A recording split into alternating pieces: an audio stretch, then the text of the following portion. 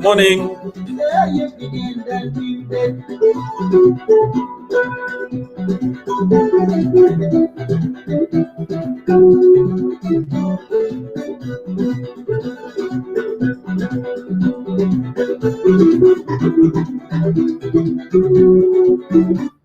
All right.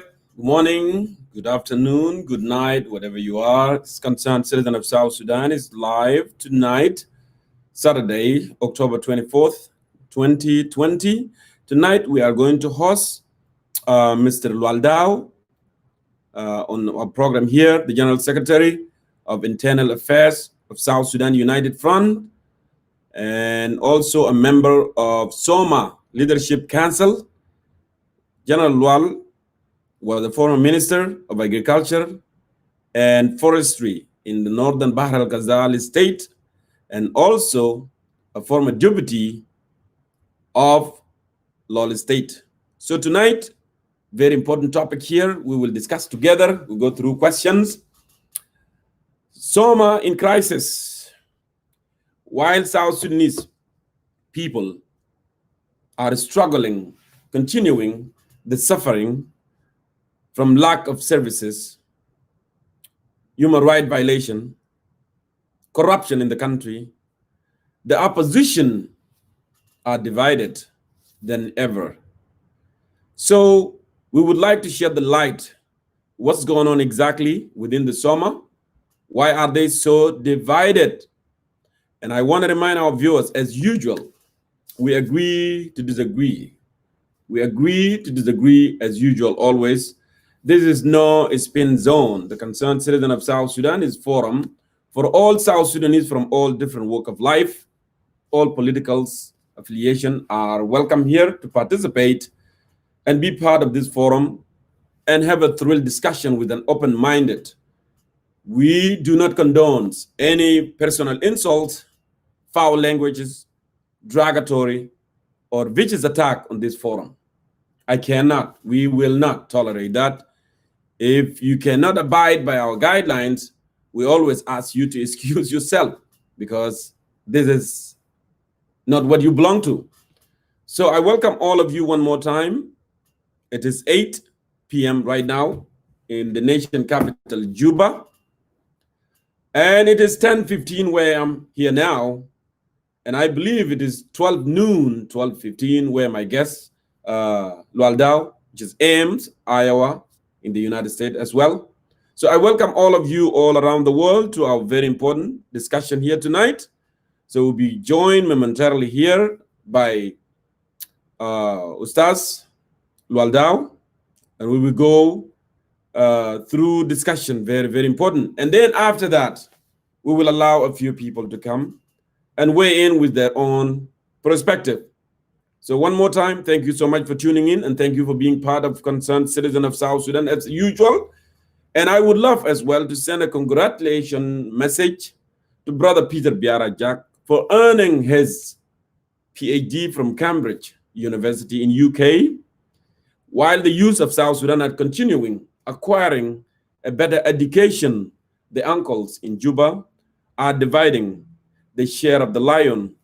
They sell the oil of the nation. They sell the oil and they divide the money always in J1, while the widow and orphan and the battalion of JJ Shabi are suffering, not receiving their salaries.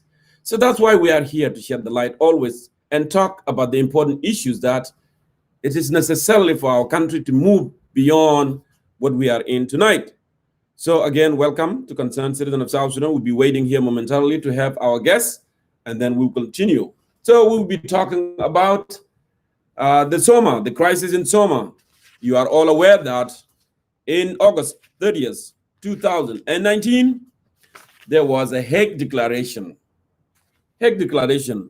And actually, I have an opportunity to read the document of Hague Declaration, which was among various opposition, South Sudan United Front, and South Sudan National Democratic Alliances, and also the real SPLM, which is the Real People Liberation Movement, which is led by Comrade Pagan Amom. So I read that document, actually, the Declaration of Hague in Netherlands.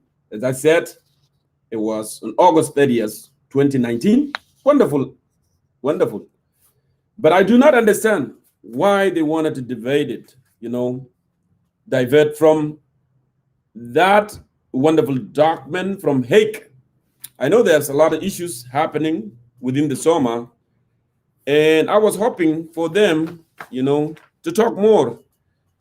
But as I said, always, we have to have self-criticism.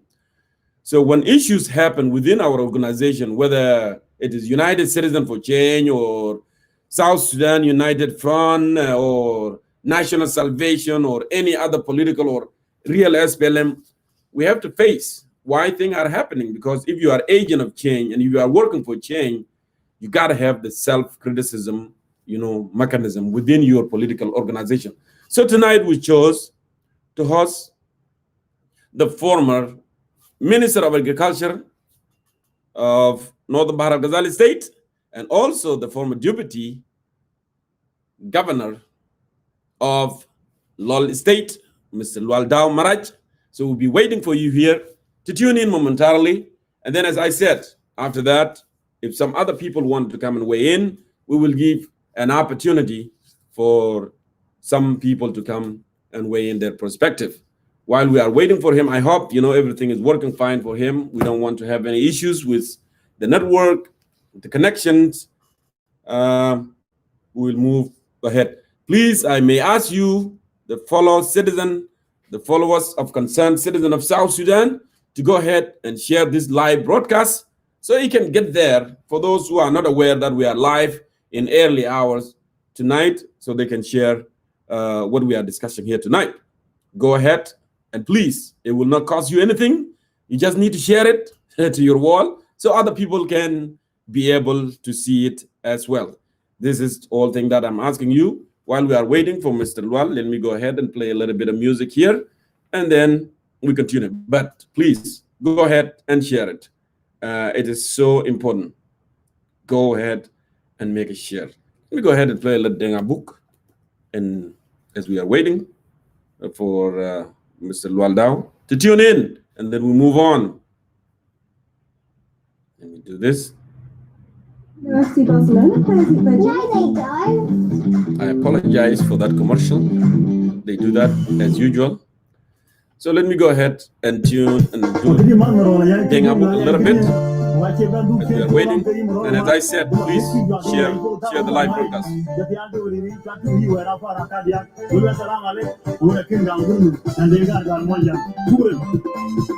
Hello, Tongjang.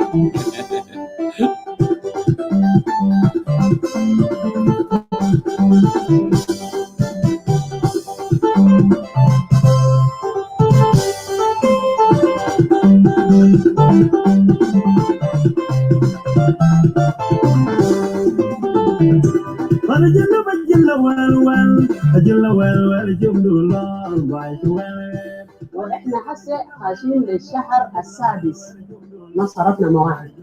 احنا اخر مهية صرفنا مهية شهر واحد، شهر 2 3 4 5 دخلنا ل6 5 شهر صح؟ ما صرفنا مواعيد. Go ahead and share please.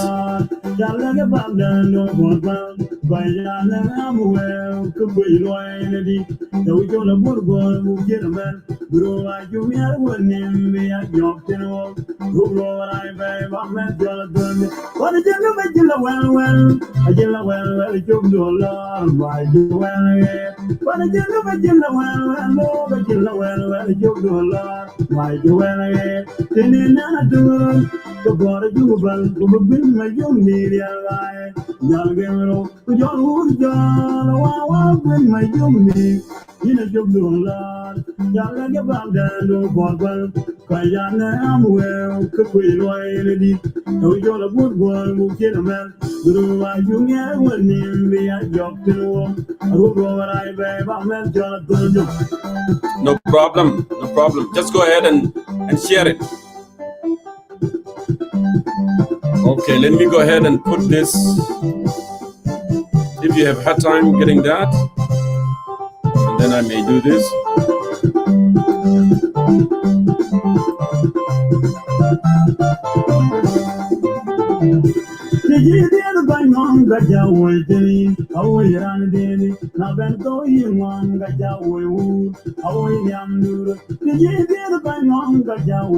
So you have link there.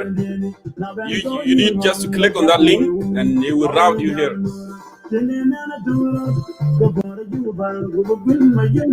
All right.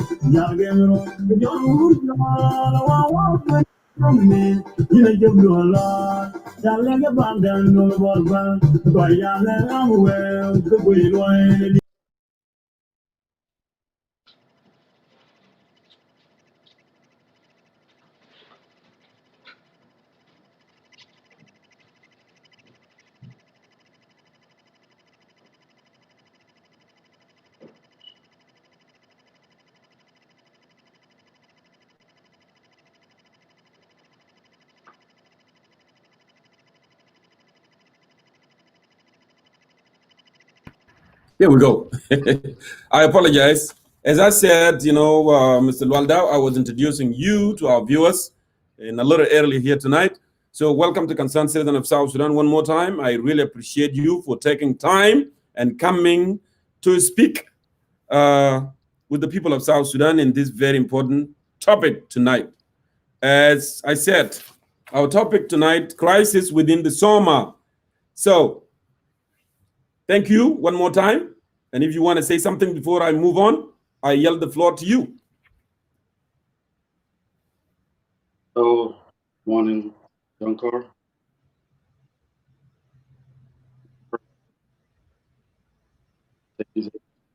Thank you, leader of Concerned Citizen. And the team on work with you to very important program. Thank you for your time, commitment. Can you get closer to the phone, Lual, because it's cutting off a little bit.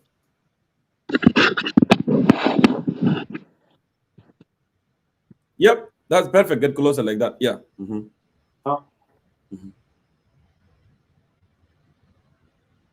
I want to thank you, our people, that you have been showing. I also want to Well, it look like the phone is cutting off. I don't know why. The volume used to be good, but it's kind of cutting off. Okay, now you hear me better? Yes, now it's good now. Go ahead. Sorry for your audience. No problem. Yeah. Yeah, now you hear me better, huh? Yes, now it's better. Okay. So Junko, first of all, allow your team, Concerned Citizen, the hard work has been deliver the message people of South. I also like to take this opportunity to thank your faithful audience who've been watching and come and interact with us this afternoon and all different times. Yes. Also, would like to thank you, your colleagues, who spend also hours. Those people that I like to thank, those engineer Emmanuel, engineer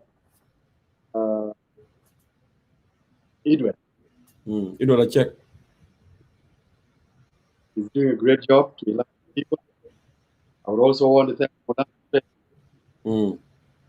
our diversity.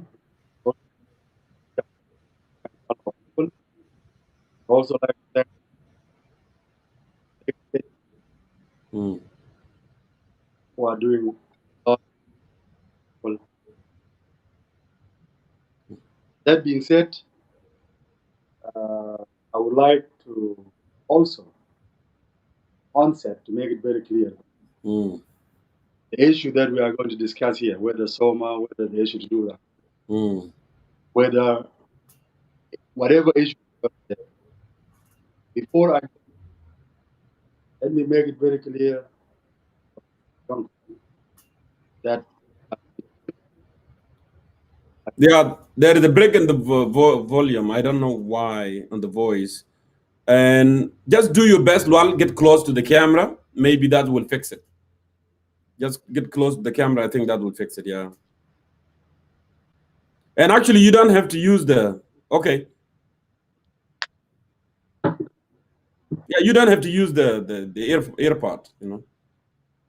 Okay. Yeah, now, that's perfect. That's perfect. Earpod sometimes can be a problem. Yeah, now it's better? Way better. Way better. Okay. Younger, before I make all these issues, let me make it very clear to the people of South Sudan that at one time I was part of the leadership in South Sudan. Yes. I was a Minister of Agriculture in Northern Ghazal, as you mentioned it. I'm a deputy governor. So I will not be here blaming everyone and try to pretend that I'm an angel. Myself, as a part of the system, I probably committed mistakes. Probably I did not deliver according to satisfaction. There is a lot we did together wrong as a people, as leaders of South Sudan. But I want to apologize to the South Sudanese and tell them that, brothers, sisters, mothers, we have failed you as your leaders. You have trusted us with the leadership, but instead we failed you. We are sorry. But now there are two groups in South Sudan. Are what I call born again leaders who have learned their mistakes, who have learned that they did not deliver services the way they're supposed to. Now they want the country to move to a different direction. Those categories are where you will see Soma. This is where you will see those of General and former SD of the SPLM, Pagana Momukich. This is where you see General Thomas Shirilo. This is where we see those of Paul Malongawan, General Paul Malongawan, the former chief of staff of the SPLA, and many others. These are leaders who serve in the country, but they are born again leaders. They want a new direction change in our country. And there are leaders who think good, they want to maintain the status quo. And this is the essence of the argument. This is the issue we are going to discuss tonight. But before we go there, let me also remind you that tonight, thousands and even millions of people will sleep hungry. They will not eat anything. Whether that in Nyamlel, whether that in Kabweta, whether that inside Juba, whether that in Malakal, whether that in UN camps, you will see people sleep with no food. Correct. I've seen this in my eyes.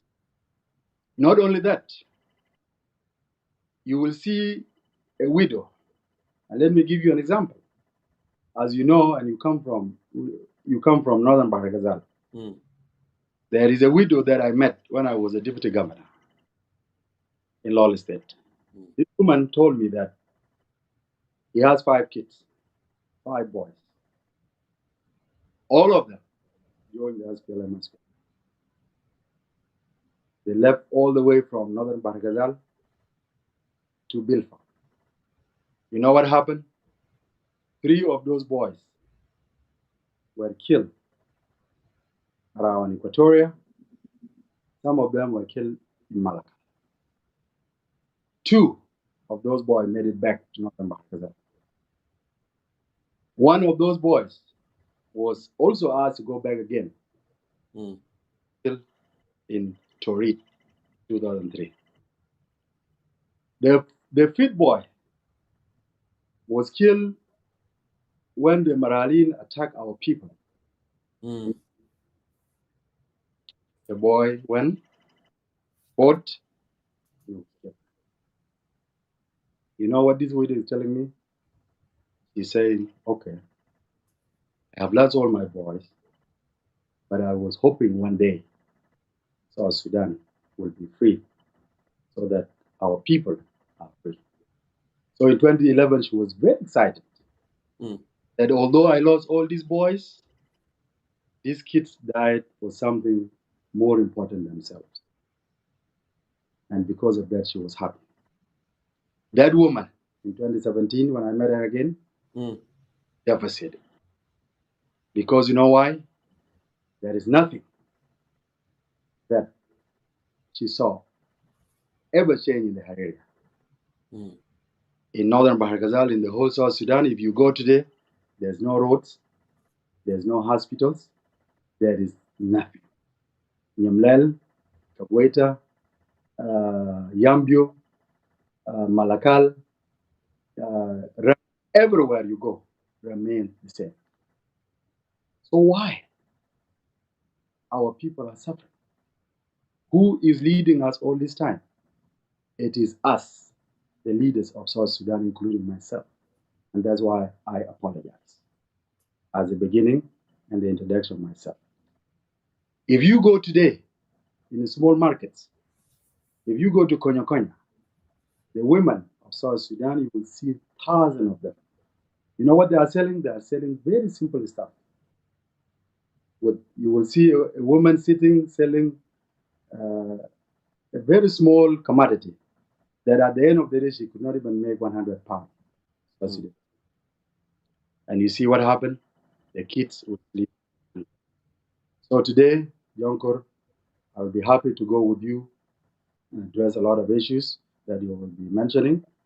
And before I go, I will give you a chance to ask your questions that you want to ask. Thank you very much. Mr. Lual, thank you so much. So phenomenal with the beginning statement there.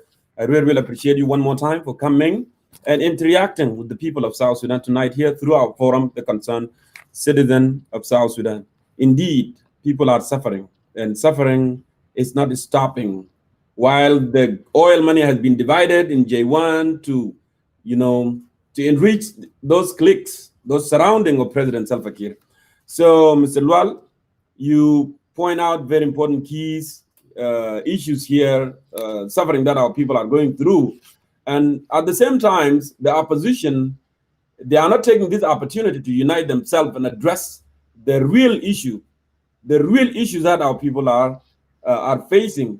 And instead, they are scattered. They are, divided. They're dividing themselves for some reason that we don't understand. So if I may ask you my first question here, dear Brother Lual, what is Soma? Our people, they need to understand what is Soma, who found it, and when it was found. We wanted to get to the bottom of this. And I wanted to remind our viewers there, this is the time that for me to conduct this interview with Mr. Lual Dao. And then when we are done, and then if you wanted to weigh in, and then you will have that an opportunity, because I see some people that are sending me a request. This is not a time for now for you to send in a request. So again, what is Soma? Who found it? And when it was found? So go ahead. Once again, so Jonko, thank you very much. Great question. Before I answer this question, I just take you briefly back to when the revitalized peace agreement was signed. When the agreement was signed, there were parties who decided not to be part of the revitalized peace agreement. Simply because we believe that the peace agreement in Juba did not address the cost. Yes. So what happened first? There is an organization, an alliance called SSNDA. That alliance was led by General Thomas Chirilo Swati, okay, former Deputy Chief of Staff, and a man that I have so much respect. Thomas Chirilo was a leader of SSNDA. Now, to answer your question, you need, very important, SSNDA, because now there are so many letters that I will be saying here, acronyms, that may confuse our audience. And that's okay if you bear with me for a minute. Absolutely. My best to make myself as much as possible. So SSNDA was led. Yeah. So what happened basically, break the whole story, is that in August 30th, 2019, the leaders, SSNDA, that was led by General Thomas Chirilo Swati. Thomas Chirilo Swati, for some people who do not know him, is a man who, before reform SSNDA, as a leader for that, there is other organization under SSNDA that he was the leader. Secondly, there is another organization called SSUF. SSUF is under General Paul Malong Awananai. Mm. And the third organization called Il Asfialam. Yes. These three leaders, I can put a mathematical equation that SSUF plus SSNDA, okay, Il Asfialam is equals. I can easily substitute for then mathematics better. This is the genesis of SOMA that we formed August 30th.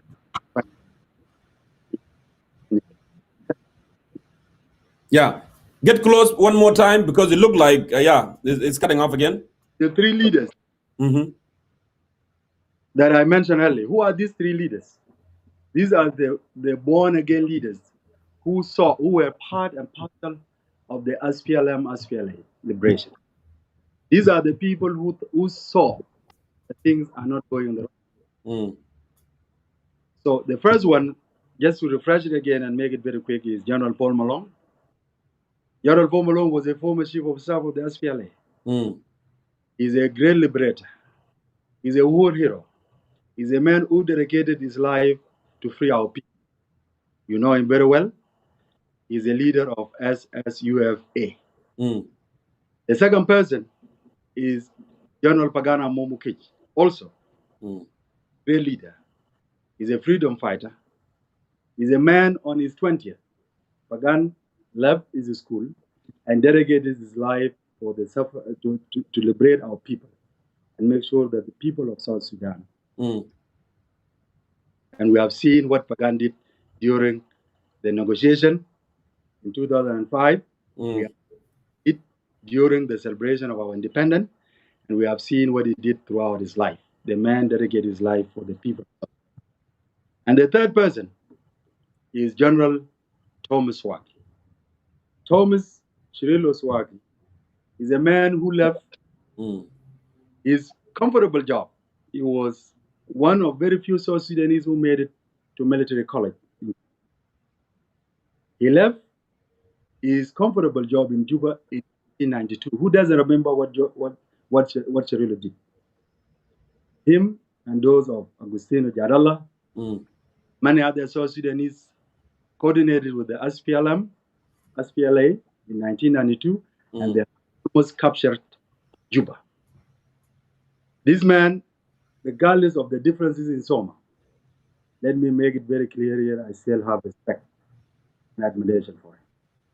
Thomas Chirilo is a continuation of the leaders in Equatoria who have dedicated their life for the liberation of South Sudan. Reverend Santino, Reverend those of Guadala, those of Uncle Udo, those of General Joseph Lago, who did his best, and I won. And even the current leaders, those of James Waniga, Moboto Mahmoud, these are sons and daughters of Equatoria who have given so much people of South Sudan.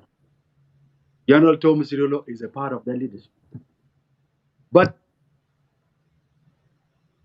General Thomas Chirilo now has allowed himself to be diverted by a few radical individuals in Soma, other radical individuals within some areas in South Sudan, who fail to understand what is actually the root cause of the problem of South Sudan.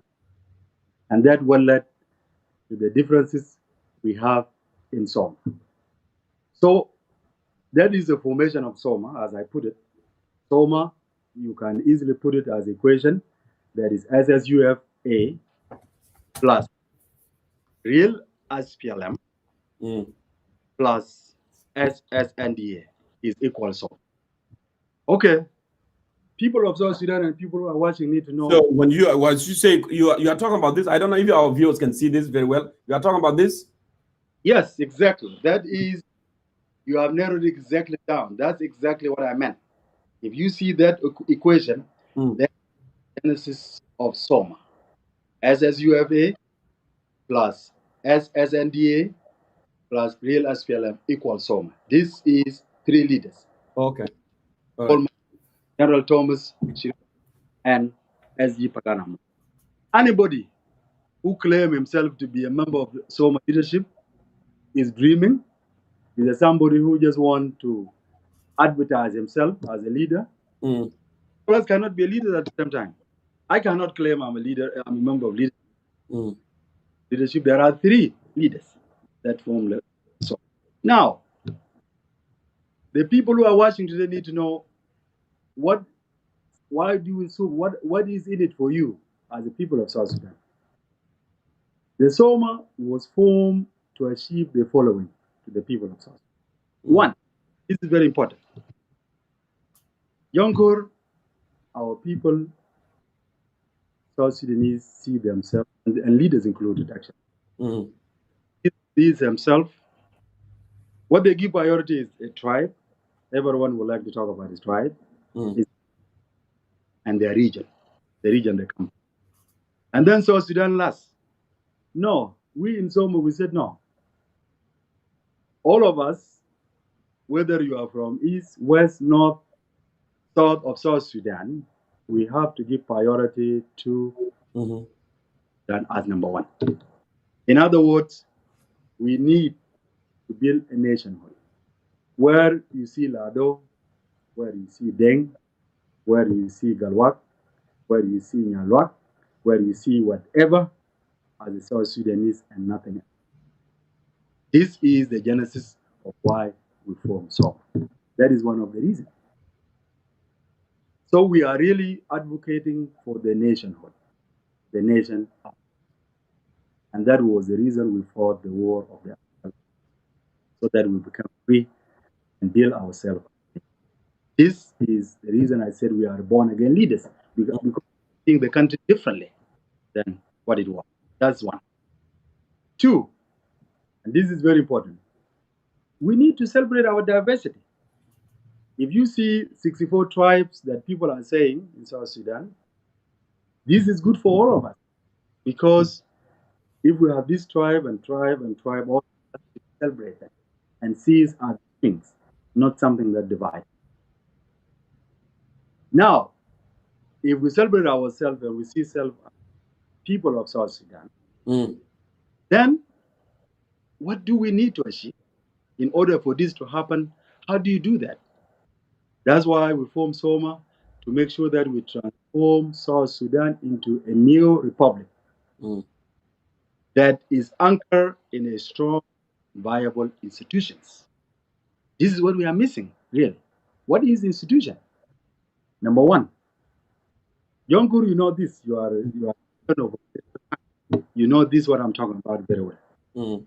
Any country, in order for the country to be strong, okay, there are 3 legs of the government. 1 is executive, that is strong, that is organized, that is working for the cause of the people.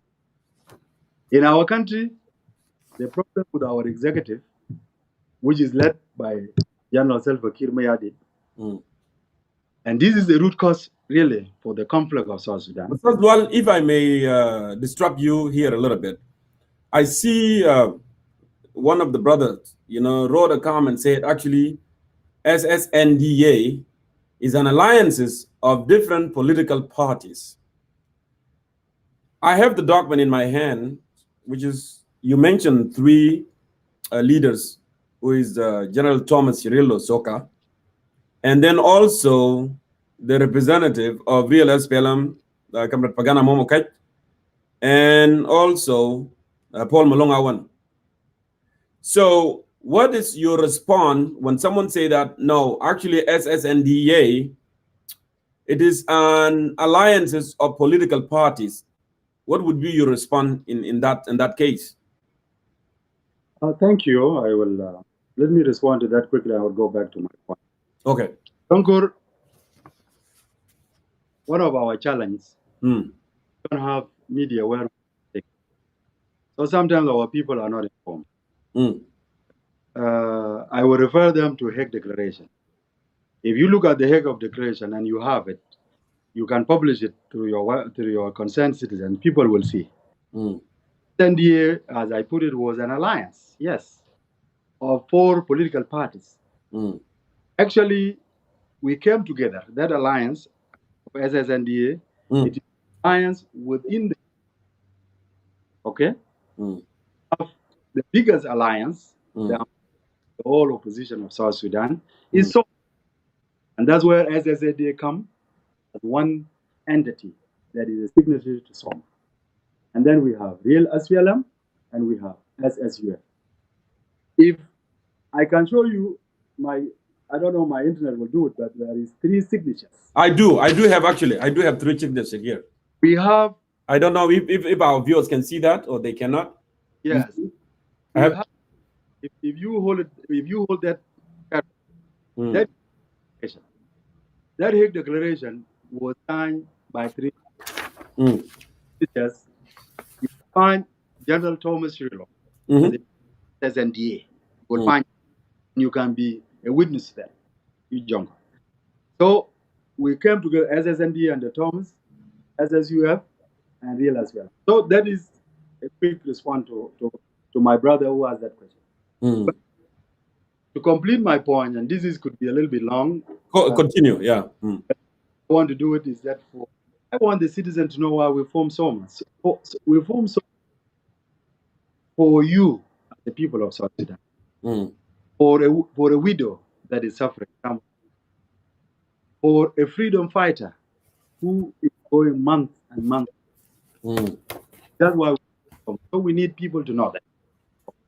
Now, in any government, there are 3 forms of institutions. In our country, and it is unfortunate, you will see the executive every single day, and that's actually the genesis of all the crisis.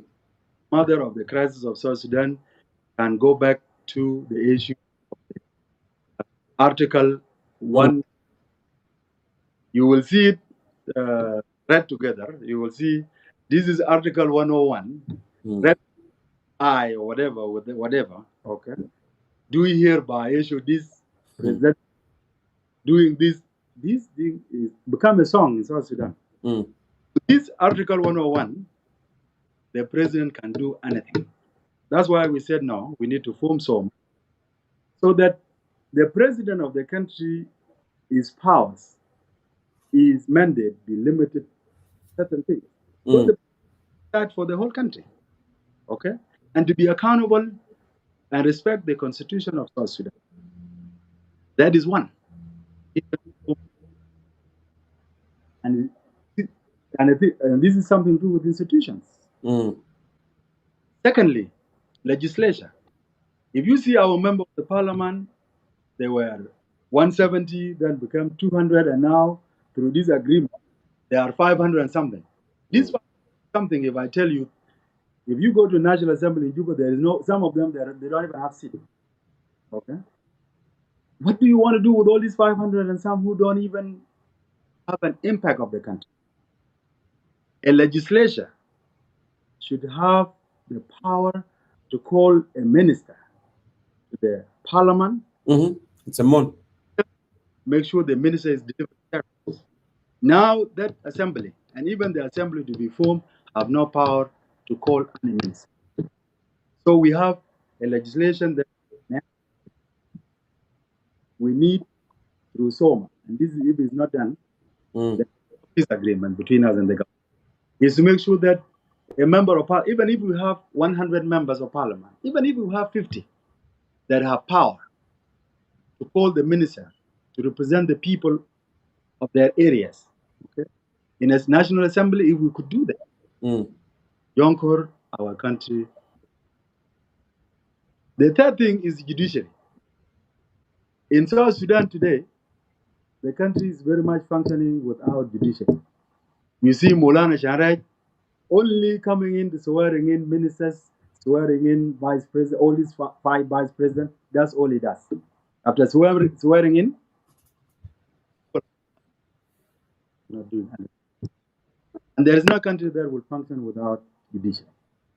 So that's why we said we need to form SOMA, so that SOMA made sure that there are three branches of the government: executive, they respect the judiciary, they respect the legislation. And if we do that, the country will be better. Fourth, and this is one of the sectors. There are a lot of sectors which I will not talk about them here. Our people will be bored. There is a security sector reform. Yonkor, in 2013, I was in Juba.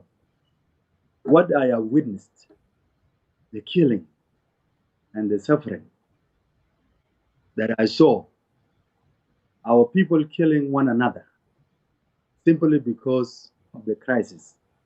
I will never ever support an agreement which does not address the issue of security sector reform. What do we mean by security sector reform? One, in order to reform a security, for example, and this is General Paul Malone as a leader, talk a lot many places. One, army, the SPLA. If you ask anybody today, the current chief of staff, the president, if you ask him how many soldiers in the SPLA, okay, we cannot have a country that have a number of army that nobody knows. In Soma, we said if there is going to be an agreement between us with the government, the priority should be given one, we should have a specific numbers of the army. Let's say South Sudan need to have 10,000 soldiers. Okay? If that's what we want, we say 10,000 soldiers. How do you get these 10,000 soldiers? You go and take all the soldiers who fought the War of Liberation. These are the people who gave us so much. If they are alive, they are giving priority to go and form the SPLM, the new United Army. Give them priority. And then you're trying to make sure everyone who has a gun is included in that based on qualification, based on diversity, based on the need of the army. Okay? That is area that you do. Is institutional national security. If you go to Juba today, national security is a powerful entity that will accuse you that you have done something. They themselves will go and arrest you, and they themselves will even judge you. And we have seen what happened to our people that were killed. You know this. Everybody knows this. The country cannot function like that. If what we're saying in Soma, we said national security should be giving the clear mandate of national security, which is collecting the information.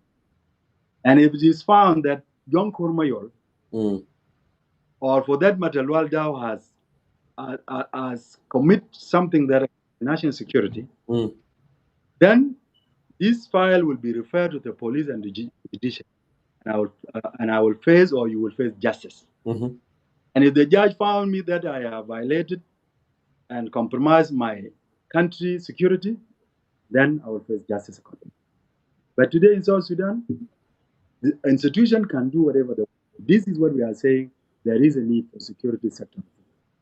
These are the issues that we have formed so we can have a new South Sudan. Another thing, and this is very important, is the issue of the need to take resources to the counties, to the states, counties, and Payam. I was a state minister. And even this Chinese state people are talking about. If I tell you the budget that we used to get as Chinese state of South Sudan, the budget that we get in total is less than the budget of the Ministry of the Cabinet Affairs under Lomoro. Wow. Do you know what Lomoro does with all this money? Lomoro is spending all this money to buy vehicles for the ministers, to accommodate ministers, housing, services for the ministers. This is what the bulk of the money of South Sudan. And you one ministry which is not even a ministry of service. Ministry has a budget that is bigger than 10 states all combined. Then when we get a budget that comes to us in Northern Bargaza, it was just mainly to maintain, again, we have ministers there, we have MPs there, we have whatever you can name it. Oh, and a civil servant. So the budget end up, whatever left from Juba that come to the state end up in the pocket, okay, and the services, the ministers, and to maintain them. So where is the citizen of South Sudan? Where is the widow we talk about in Yamla? Where is the orphan? Where is this? You will never see them. And that's why we formed SOMA, to make sure that the resources are divided clearly between the national government of South Sudan and the state government. And when the money comes to the state, we also want to make sure the state, the money are divided between state and county. And when they come to the county, we also want to make sure that the money are divided clearly between county and PAYAMS, so that the services goes to our people at the lower level of the service. This is how you take service to people. This is where you build hospital. This is where you build roads. That is where you build schools. Those were the reason we formed SOMA. So, in short, in nutshell, let me say that SOMA was formed to help you who are watching today, and the people of South Sudan who may not have access to internet, have a country that is a country, people of South Sudan, country also a country. The priority of South Sudan is one, a country that we respect one another, a country that we will love one another as people who suffer together for many years. We South Sudanese have suffered and died together.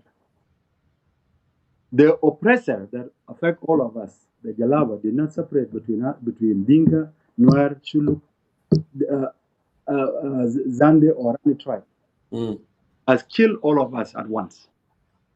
And as a people, if we need to move together and take this country to a new direction, Donkor, we must all come together as a people of South Sudan and unite and do what we did in 2011, when all of us across South Sudan came and voted for the separation and the independence. That what was the reason why we formed SOMA. Now, what happened? Now, before you go there, well, thank you so much, for clarification for so many points here. But before you go there further, there is a contradictory, from the document, the Hague Declaration, okay, the Hague Declaration of Principles, and also Rome Declaration Principle. And as we can hear from you here, objectives, why SOMA was formed for A and B and C and D, we have heard from you. But before we get to the details, I want to ask you this question. As a member of SOMA Leadership Council, okay, how do you define, or from SOMA perspective, how does SOMA define the conflict in South Sudan? Because I do see it different in Rome, and I do see it different on Hague. So from SOMA perspective, how do they define the conflict in South Sudan? Oh, that's a wonderful. This question is a very good question. And it actually, I will answer it through, it's actually part of the crisis within SOMA. Rome Declaration that you're referring to, not a document that was approved by SOMA. It is a document that was rashly presented to the mediator by individuals who claim to be leaders. So from here, that document So the document that will represent SOMA as a declaration of principle will be presented to the government, and it will be signed by 3 leaders. If you find a document that has General Thomas Shriller, General Pagana Mom, and General Paul signature, that is the SOMA. Anything other than that is not. What was presented to the government was just people who were rushing, who don't represent SOMA. And you probably read the reaction of Makola Jarin. I did. People just went quickly and copy and paste. People who claim themselves to be the smartest Sudanese, the best lawyers, to be the most educated people. They run all over social media. You see them all the time. The same people, they went there and copy the peace agreement, the ARCAS. The ARCAS that they refused to sign. They went and copied that ARCAS. Okay, they copy and paste it. And then they went and take from the 2005 agreement, the issue of, they also copy and paste it. And they present it to the mediators as the declaration of principle. This is a joke. We did not form SOMA so that we come and present the ARCAS to the government. The government will be laughing at us. We met with the government delegation. We told them on our meeting that was attended by General Paul Malonga, also attended by General Wiyai Deng Ajak, the former chief of staff, and the man. Also, I want to greet him through this. He's a great war hero. So, Serino Itang and myself, former leaders who were from, we are presenting a very clear. Well, the voice keep cutting off. I don't know what to do, you know, because our viewers, they keep complaining. They said, actually, your voice keep cutting off. Why? But hear me. Yeah, but it cut off, you know, it's not consistent, like, you know, flow, like when you speak, you know. Yeah. But go ahead. But anyway, when we met with the government, we have presented them the declaration of principle. But we did not initially, because we felt these differences within SOMA will, and General Thomas basically will come back to SOMA, and we will present a good document that will. So basically, what was presented is not a SOMA document. It was just individuals who claim to be SOMA. So now, what are the differences? What is the root cause of the differences in SOMA? And I know people are mispresenting this. Before we... And that's why I asked this question. I'm sorry to disrupt you. That's why I asked you this question, Ustaz Dwal. That's why I said, as a member of SOMA Leadership Council, how do you define the conflict in South Sudan? Because basically, you came to to consensus on Hague Declaration, and you defined the problem in South Sudan. And based on that, and I don't know, our viewers wanted to know, then in Hague, how did you guys define the conflict in the country? I agree with you, and that's coming to also. Okay. The problem of South Sudan is clearly defined. Even the national dialogue was called by the government and all the mediators, wherever you. It will go down simply to the leadership. Leadership. It's the issue of leadership. Let me put it in a simple term. The leaders of South Sudan that apologize at the very beginning, Yonkor, doing to our people what we are supposed to do. This is the issue of the genesis of crisis. And South Sudan history, okay, from the formation of the SPLM, SPLA. Every time you see people fighting and arguing, time and again, it will go back to the issue of leadership. You can find this in the issue that when there was a differences between those of Gaitut and Quadatem in one hand, and you will find this when the SPLM was divided between Nasser and Torit faction. Mm. You will also find this in 2013 when our people died in numbers. You will also find this that even the crisis in Soma, which I will go to before I answer you, let me allow me to give why we differ in Soma. You will find it has to do with leadership as the issue. Unfortunately, South Sudanese leaders, they don't fight because X refused to deliver service to the people. That's not what we fight.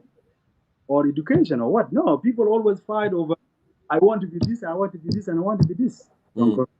So let me go back to the program by telling you we have why we differ in some. Okay. And those 5 reasons may answer your question that you asked. One, after Hague Declaration, we said let's develop a charter. The charter that will govern the regulator as a law compass for the Soma, so that we know ourselves to set the charter. In that charter, we disagree on 5 issues, 5 main issues. And this is very important to the people of South Sudan. What is the biggest issue? The biggest issue, as you saw the Hague Declaration, there are a composition of 3 leaders. So there is 3 leaders. There are people, there was 3 leaders. Okay. Then other 3 leaders decided to walk into the height and sit there, and they claim themselves to be leaders. Now they are saying the Soma leadership should be 6. But we are telling them, no. What we sign in Hague is 3. So why do you come with 6, brother? You cannot just invite yourself to the high table and sit and claim yourself as leader. No, that's wrong. You come back and sit there.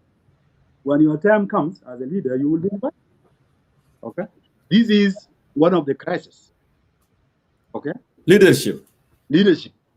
Again, 3 form Soma and 3 who trying to walk in at the high table that we said, no, you cannot walk there. That is 1. 2 is the issue that, again, it's going to be a leadership. We said in Soma, instead of having 3 leaders, which is General Malone, General Pagan, General Thomas, in the new structure, let's have 1 leader. The one of them will be a leader as a leader of Soma. The person will be deputy. The 3rd person could be a secretary. The rest of us, Masakin, will be assistant to them and help whatever they need to be done. But some of our people said, no. This issue of having 1 leader is not. We all want to be leaders. There is no country where there is no system that you can where everyone is a leader. It doesn't work like that. Even the concerned citizen that you are in, you are a leader. And you have people who are our brothers in Soma said, no, we have to continue like this. Not only 3, Pagan and Thomas. They are even saying we have to be 6 leaders. Now it's increasing. Maybe they will say we have to be 12. Are we serious here? Is these the issues that we form Soma so that we can have multiple leaders, confusing people? Everyone going to social media claiming I'm a member of Soma leadership? Yonkor, that is the reason that we have different. The 3rd reason we have different over it is the issue and the definition. Issue of what? Because you cut off? The issue of federalism. Federalism. In South Sudan. The issue of federalism, okay, our disagreement is not whether South Sudan will be ruled under the federal system. That's not the issue. We never disagree on that. Because in SSUF, for example, it's the public demand for the people of South Sudan. And the people, even in SSUF, our vision and in our manifesto, in all these documents, we agree there is a need for South Sudan to have to be ruled by a thing. You and I live in America. We have seen what federalism is. How can I be enjoying federalism in America? And if I go back to South Sudan, I say, no, I don't want federalism here. Nobody's saying that. This is not disagreement. The disagreement, Jonkor, is what type of federalism? Because federalism, there's so many types of federalism. Yes, correct. If you go to Ethiopia today, they have ethnic federalism. Yes, which is ridiculous. Which some people are advocating for that in South Sudan. They want ethnic federalism. And we said, no, we cannot have ethnic federalism. SOMA, we form it so that we come to people of South Sudan, not as ethnics. Okay? So we don't want ethnic federalism. This is the type of federalism. And who is suggesting form of ethnic federalism within the SOMA? That one, let me leave it for, because I don't want to start saying everything now, okay? Because we are still developing Shada. Okay. We are going to come together at some point. I'm not assassinate and character of anybody. Okay. There will be a time where this evidence will come out publicly. Okay? We'll leave it for now. I will come back to it. This is the first time to come to South Sudan to concerned citizen, but yeah, absolutely. Not be the last. Okay? I'll be coming. So, issue of the type of federalism, this is where there is disagreement. Because we believe we need a federalism. What is federalism in our understanding? Federalism is a constitutional way of trying to regulate the relationship between federal government, so that through federalism, and then there will be a devolution of the power to the local state powers and resources, not powers and resources. Yes, the national government into the state. That is the federalism that we know. And if you look at that one through as a mean, this is the federalism we want in South Sudan. Okay. But there are also some people who are confusing between the federalism and the issue of land. And these are two different things. Or you know this. Because when we talk about federalism, you cannot bring land to it. Because if you bring in land into federalism, you are confused the issues. Like we put it, federalism is talking about devolution of power. Does it anything include land there? No. But there are people who will say, we want federalism so that we make sure a certain tribe, which I will not mention here, and leave a certain area and go back to their area. So basically, I'm sorry to intervene here. Basically, the ethnic federalism, I did not read it all. I don't know how it worked, but from the name, that means that ethnic supposed to be in charge on that particular area themselves, and they don't need anyone to interfere with them. Is that what was suggested? That is the issue of the essence of our differences. Then what is the difference between that ethnic federalism and apartheid in South Africa that we have? What is the difference between those? Very much in our country, it was if you introduce ethnic federalism. Okay? Because you will end up dividing South Sudanese into ethnic line. This is the issue. That's why we have differences. This is a major difference. Okay. We have here. We are saying this is for a federalism that is based on devolution of power and resources, not the based on ethnic. Based on not based on ethnic. Okay, that is number one. As our differences, issue of land, you cannot talk about asking people to leave the certain area. You don't mix land and federalism together. That's one of the issues. If in a federalism here in the United States, I remember you used to live in Utah. Yes. So you move now to in Washington. You were given probably 6 months, and you become a citizen of that state. Become a resident, yeah. You do anything. No, Jonkor is from Utah. You are a citizen of Washington. This is the federalism we want. But there are people who think that no, Federalism has to be, if you are from a certain tribe, they want to mix issue of land with federalism. That is nothing. This is part of the reason we said issue of land has to be separate from issue of ethnic federalism is not acceptable because people are moving and Wow. in us. So you can see how much we are here and the difference with Soma.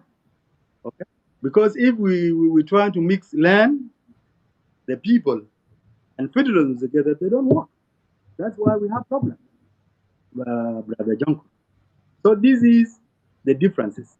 So if someone would go to the media and say Malone and SSU federalism, this guy, whoever is saying that we have never ever been, not again. In fact, I advocate, and we in the SSUF, General Malone for that matter, advocate for that. What we don't support is ethnic. That's what we don't. And if you want to talk about a federalism that is similar to one you have here in the United States. Thank you for bringing that point, because my next question was going to be, what was the root cause of division within the Soma? But you answered that question, actually. I just want to go back when I was in Utah, and then we have the former governor of Western Equatoria, Joseph Bacasro.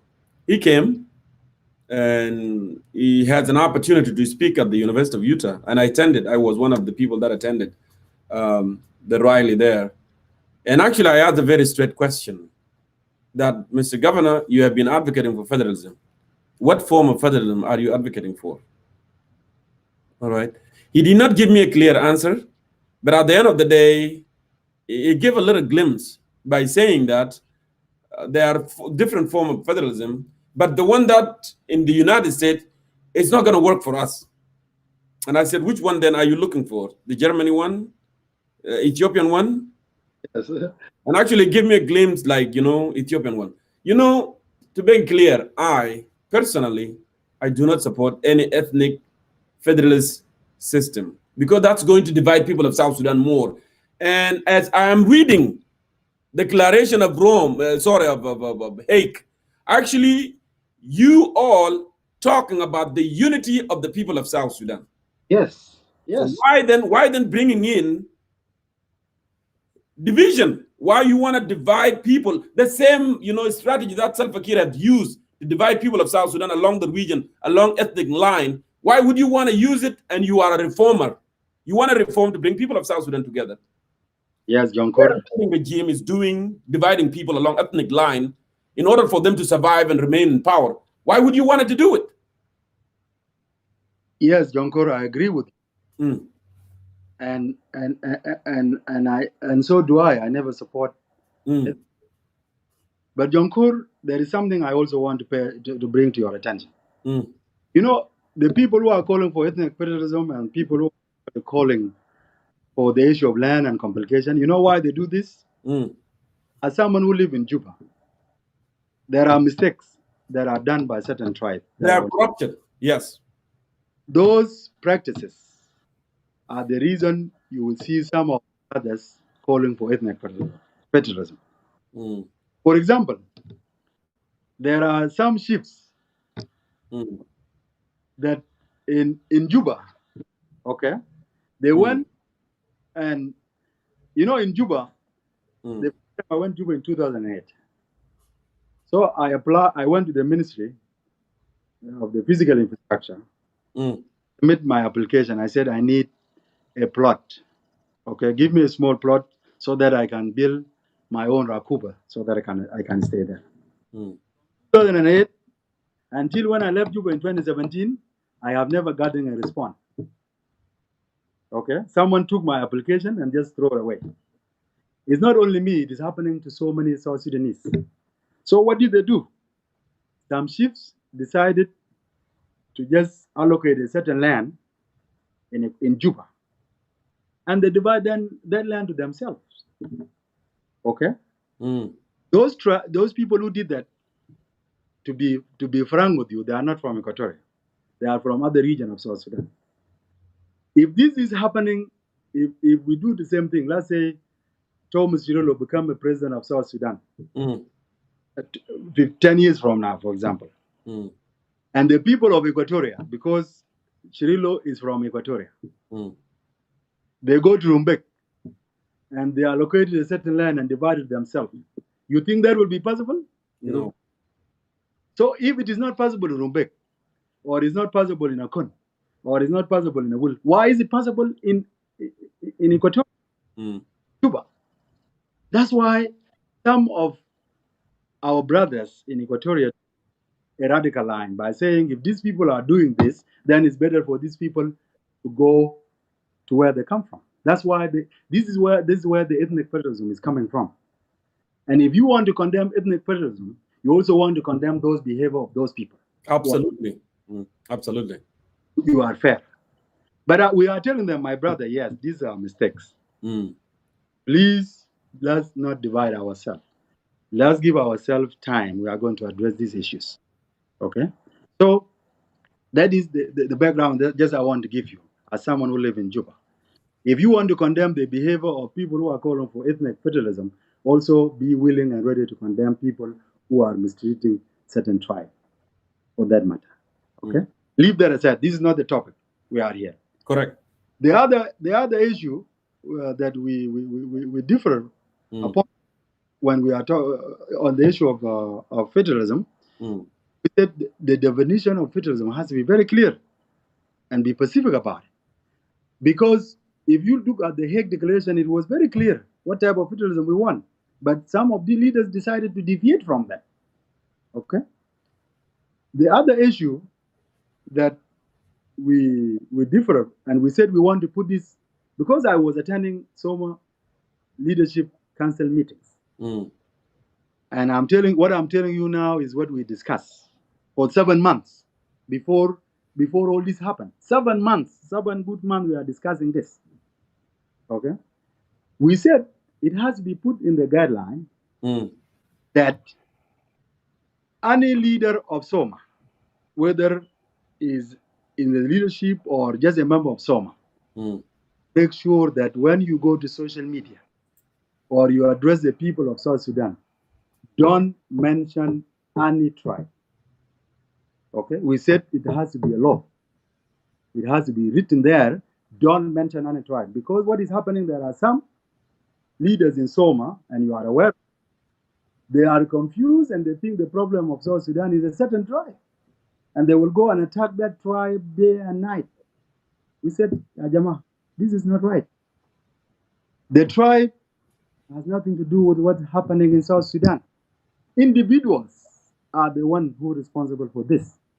So to avoid the confusion, to avoid the differences, let's make sure it is outlaw within the SOMA Charter that no tribe will be mentioned. Because this is actually affecting us as SOMA.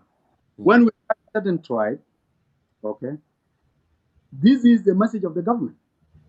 Because the government was telling our people in South Sudan, the people who are opposing us, they are not really against us. They are against you as a tribe. Yeah, to divide more people. And make sure you protect us so that you are safe. Because these people that are talking against us, if they take over, okay, this country, the tribe will be in jeopardy. The same message, unfortunately, Jonkor, there are our colleagues in SOMA who are telling the same message. Okay? And I even wonder if you are selling the same message of the government, and this is what you are doing, then you and the government are working together. In fact, if we come, who is working for the government now? Okay? Are you the one who is selling the message of the government, or the one who is selling a different message? So this is the essence of the differences. And I have to be frank with you here, in concerned citizen, that if SOMA to come together and lead into a new direction, all the leaders of SOMA must put it in the charter that no tribe should be mentioned. It has to be outlawed by law. Do not mention a tribe. If a member of SOMA go to a social media and mention tribe, you lose membership in SOMA. That is what we said. It has to be included. And that's why we have differences with some of these issues. Because some of these leaders, they really enjoy the issue of, they want to continue attack a certain tribe. And this is what we need to stop. And we said, if this one put in the charter, we will not sign. Okay.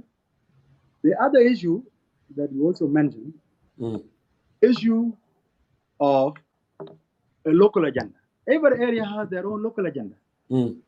We said, Ya Jama, please, if you have your local agenda for your area, for your region, for your tribe, please leave that aside and let's all come together and address the national agenda. Because if we address the national agenda and we find the solution for the national agenda of South Sudan, then the local agenda automatically will be solved. Agenda. Okay? People are saying, no. Wallahi, we have to, this issue of our area, this issue has to be priority. That's why we have crisis within Soma. And to conclude, even we said in the future, if we were to talk with the government, we have to make sure the issue of the capital city of South Sudan is included even in the process. Because the issue of capital city is also something dividing us. As you remember, Jonkor, our Jongarang proposed that the capital city of South Sudan will be in a neutral location. Yes, Ramchal, I remember very well.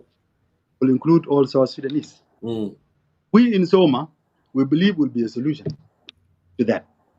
Because if you see, and this is what I've said time and again, that the reason people go to Juba, okay, Juba is a beautiful city. Don't take me wrong. And I love Juba. Okay. But the main reason take South Sudanese to Juba is because this is where the place that you can get a job. That is where the place you can find a small clinic. That's where the place you can get a small good education, some form of education to your kids. Okay. But we said in order to solve this, we need a capital city that is good for all South Sudanese, where everybody is welcome. Last night I was discussing the similar thing with one of my friends. And he said, Khartoum, and you know this, the majority of people who live in Khartoum actually are not Northerns, are the South Sudanese, the Western Sudanese, and the rest. They are the majority in Khartoum, Sudan. Not Northern, to be specific. But again, any capital city should be for the old people of South Sudan, where when you go there, you find yourself welcome and ready and accepted by everyone. So, Jonkor, in summary, to put the whole thing in summary, let me refresh you that the Soma leadership was 3 leaders. SG Pagana Mom, General Paul Malongawan, General Thomas Shirolo. When we've been discussing these issues, and we have differences with Soma, the issue that I narrated. So the General Thomas allowed himself to be taken away from Soma. And he left Soma and went back to what they call SSNDA that I mentioned earlier. Because if you talk about, if you look at the parties that were together with General Thomas Shirilo in Hague, basically you can substitute those. The same members are the members of SSNDA. So what they did, actually, they left Soma and they went back to their comfort zone, which is SSNDA. And they start confusing the people of South Sudan that we are the official and the real Soma. No. Okay? Nobody will claim that is a real Soma and the other person is not a real Soma. If we cannot get along as leaders of Soma, the best thing we can do is to call ourselves back to Hague again and say, brother, we formed Soma to address 1, 2, 3, 4. If we cannot get along, let's stop Soma from here. And you, as SNDA, go back as SNDA. Do you think you can do it alone? Real SPLM can go back to real SPLM and they do it alone. And then SSUF will go back as SSUF alone. Okay? If we cannot get together. But the issue of suspending and say that I have suspended Malong, I have suspended Pagan, this Who are you even to suspend people? Okay. So basically, what happened, and this is the genesis of crisis of Soma, General Thomas Cirillo Swaki has forgotten. Real leader is a freedom fighter. He's a man who dedicated for the cause of South Sudan. He's a man who comes from a great region of Equatoria, who fight to the people of South Sudan, and was allow himself to be taken by some radical individuals who don't see beyond own interests and the interests of their tribe.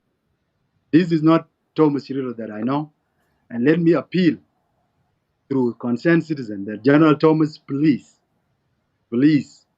come back to Soma, come back, sit with General Pagana Mom, sit with Paul Malone, and solve the problem of Soma so that our people are working together as the people of South Sudan.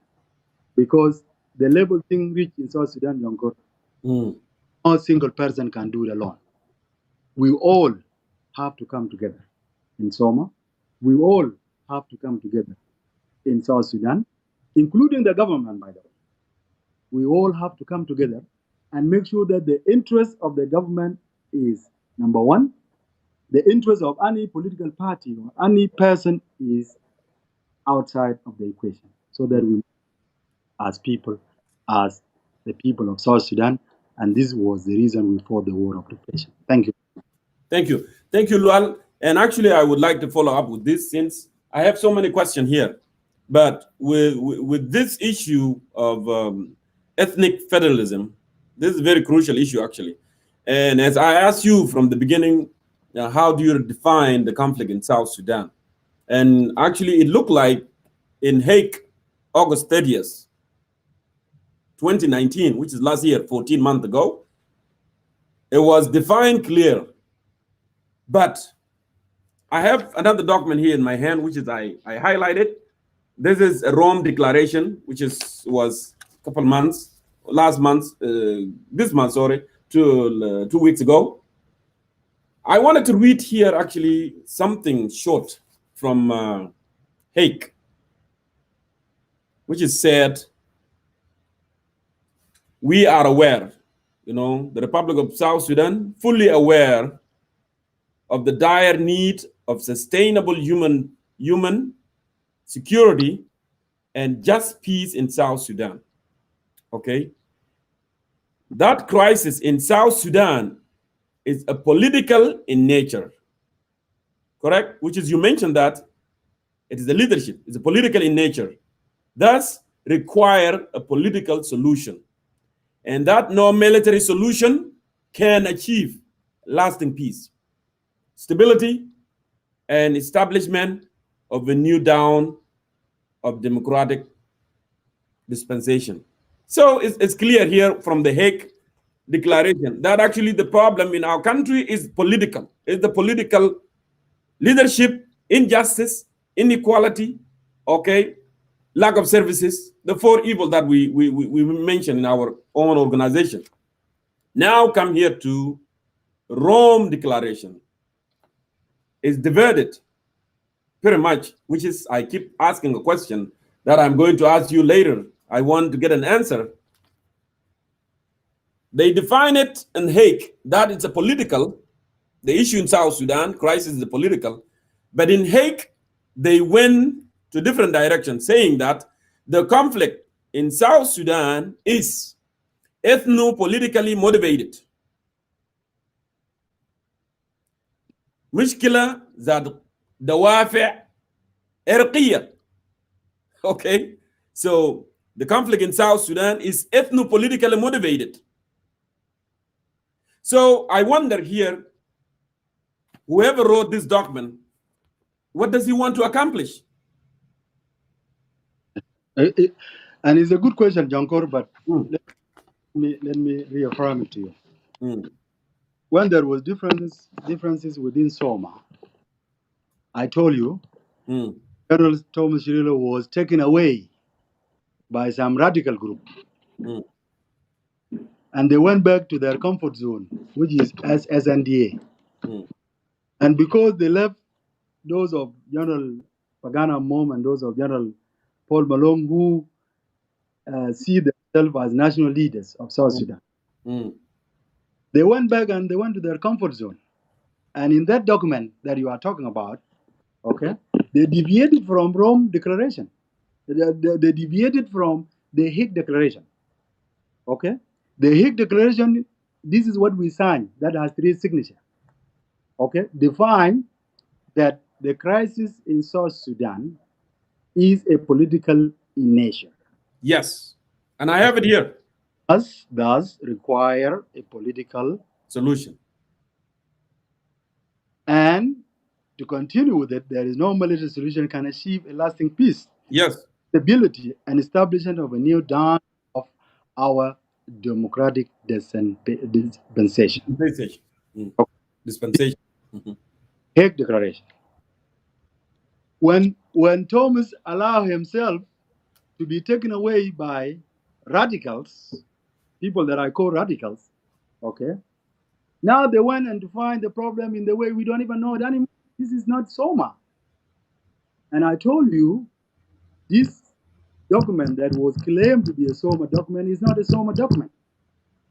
Wait until when you see a document signed by General Paul Malong Awan and General Pagana Mom Ukit and General Thomas Shrilo Swaki. That is a SOMA document. It was presented. It is a local agenda that already Dr. Lama Kolajawin wrote an article about it, that this is a copy and paste from the revitalized peace agreement, okay, and also he also said the entire document. This is not me. It's not Marcol now talking. He said the entire document was copy and paste from the revitalized peace agreement. This is embarrassing. In fact, we are going to even form investigation to find out who really copy and paste this. Okay, and to confuse our people. Whoever did this has to be responsible. We in SOMA, we did not represent this.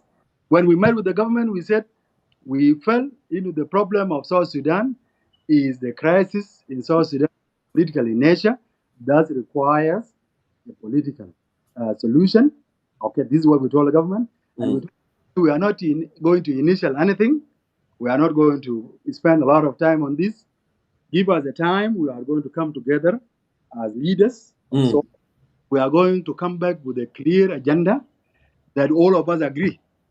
Okay, because the agenda that we have, okay, Malong and Pagan alone cannot present it, and we claim that is SOMA. No, that we need to wait for our brother who left us. Okay, so if you want people of South Sudan who are watching here, you in concerned citizen, please talk to General Thomas to come back to his brother, so that we present a national agenda to the government, so that we continue to solve the problem of South Sudan, so that our people are free and are comfortable. Anytime we spend discussing the differences among ourselves, attacking ourselves will not help us. Thank you. Indeed, it will not help. When there is differences among opposition, it will delay the moving forward and to bring lasting peace for the people of South Sudan. Now, Ustaz Dual, as I read from Rome Declaration, which is the defer from Hague Declaration, myself, on October 4th, 2018, I conducted an interview with General Thomas Cirillo. And General Thomas Cirillo was clear. I asked him a very straight question. That is the problem in South Sudan. Ethnic problem is the problem. Of course, obviously, when we say ethnic, we are talking about the Dinka. That's clear, yes. My brother mentioned here. When we say that ethnic is the Dinka, I asked him frank question. Is the problem in South Sudan caused by the Dinkas? And he gave me a frank answer, which is consist with the Hague Declaration. He did not say the problem in South Sudan caused by the Dinka or caused by any ethnic group in South Sudan. It's caused by politician. Yes. The SPLM party, okay, was not ready to democratize its own party, and we all aware of that. When those SPLM members had a meeting on December 6, 2013, prior to that incident that took place on December 15. So I want to play that clip so people can know, because actually your organization and your leader, Paul Malone, has been accused that actually he does not want federalism. But tonight you mentioned here actually Paul Malone is for federalism, but he's not for ethnic federalism. To be clear, we don't want people, to go around and spread things that are not true. And anyone that wanted to make a challenge tonight, I am open to discuss these issues. So let me go ahead and play that clip. My own interview with General Thomas Cirillo, and you will hear it. It was not ethnic problem. It was a political problem. He even mentioned that Dinka themselves are suffering like the rest of South Sudanese. So I don't know. I wonder where the conflict of South Sudan is ethno-politically motivated come from. Okay? And where the ethnic, federalist ethnic come from. So let me go ahead and play that.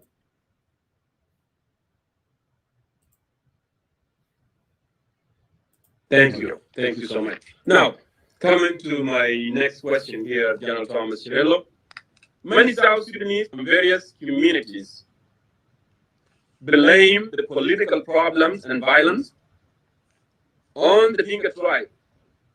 Do you agree with conclusion? If not, do you believe South Sudan's problems are caused by the Dinka people? You see, at this juncture, my brother Jankur, we want to be clear. The problem in South Sudan is not really tribalism per se, or even the Dinka community. The crisis is the crisis of leadership. The crisis is the crisis of the governance system in South Sudan. And in fact, those who are in the leadership are using the old communities, to make them remain in power, to make them continue destroying the South Sudan. So the result of some of our communities supporting the people in power, it is these people who are in power are the one using these communities in fact. You see, for them only to remain in power. But it is not the people themselves. You see. So the issue is the governance system. The issue is the leadership crisis that we have today in South Sudan. So should we start to have a very responsible, a very committed leadership in South Sudan that commit himself to the people of South Sudan. He or she is not going to use any community members to come and make him to continue in power. Because we're using my community members, and expose them, to be hated, to be in danger. And what we are doing now, we are working very hard, making the people of South Sudan to understand that the issue is not Dinka, the issue is the leadership, the issue is the governance system, and all of us as South Sudanese, we need to come together. Even the Dinkas, the Jonkuri, very well. Where is our brothers and sisters of Dinka today? If the South Sudan, everything that they are now benefiting from it, why they are now in refugees? They are now, you get thousands and thousands of the Dinkas that have run away from South Sudan. They are dying also like anybody in South Sudan. So where is this leadership? You see, the issue is not the tribe. The issue is not the Dinka. The issue is this wrong leadership in time, in history that South Sudan has had. It's unfortunate that to have somebody like him leading South Sudan, and he imposes the governance system that is destroying all of us and dividing us in South Sudan. No, it is not Dinka. It is the governance. It is the leadership crisis that we had in South Sudan. Thank you very much, General Thomas. Okay, well, here you have it. That's my interview with General Thomas Cirillo. Yes. So now, if I ask this question, where all this thing come from? What is when people say that there is a hidden agenda somewhere, and then you got to be accused that actually no, it's because you are denying the right of the people. No one here denying. I am here 24/7 talking about Salva Kiir because we know Salva Kiir is the one that fell our country, and I will keep talking about it. It doesn't matter what they do there in Juba, as long as Kiir is in power, it's not going to change anything. It's not going to change anything. I want to get your perspective on this before we move on. Jongo, thank you for playing that clip. First of all, that is General Thomas Cirillo. No. Let me be frank with you. Thomas Cirillo, I have known him since 2003, during the days of liberation. This is the first time I met him. Thomas Cirillo that I know is the one that's talking. By the way, some of us who are working in Soma, we did not meet yesterday. Thomas Cirillo was a deputy to General Pagana Mom in Eastern Sudan. So they worked closely for years with Pagana. General Thomas Cirillo was a deputy chief of staff to General Paul Malone in Juba.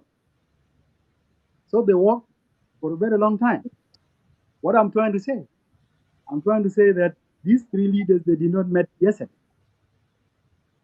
My friend, Thomas Cirillo, that I know and admire as a man who left Juba in 1992, fighting the enemy, almost captured Juba, is the one who was talking in that clip.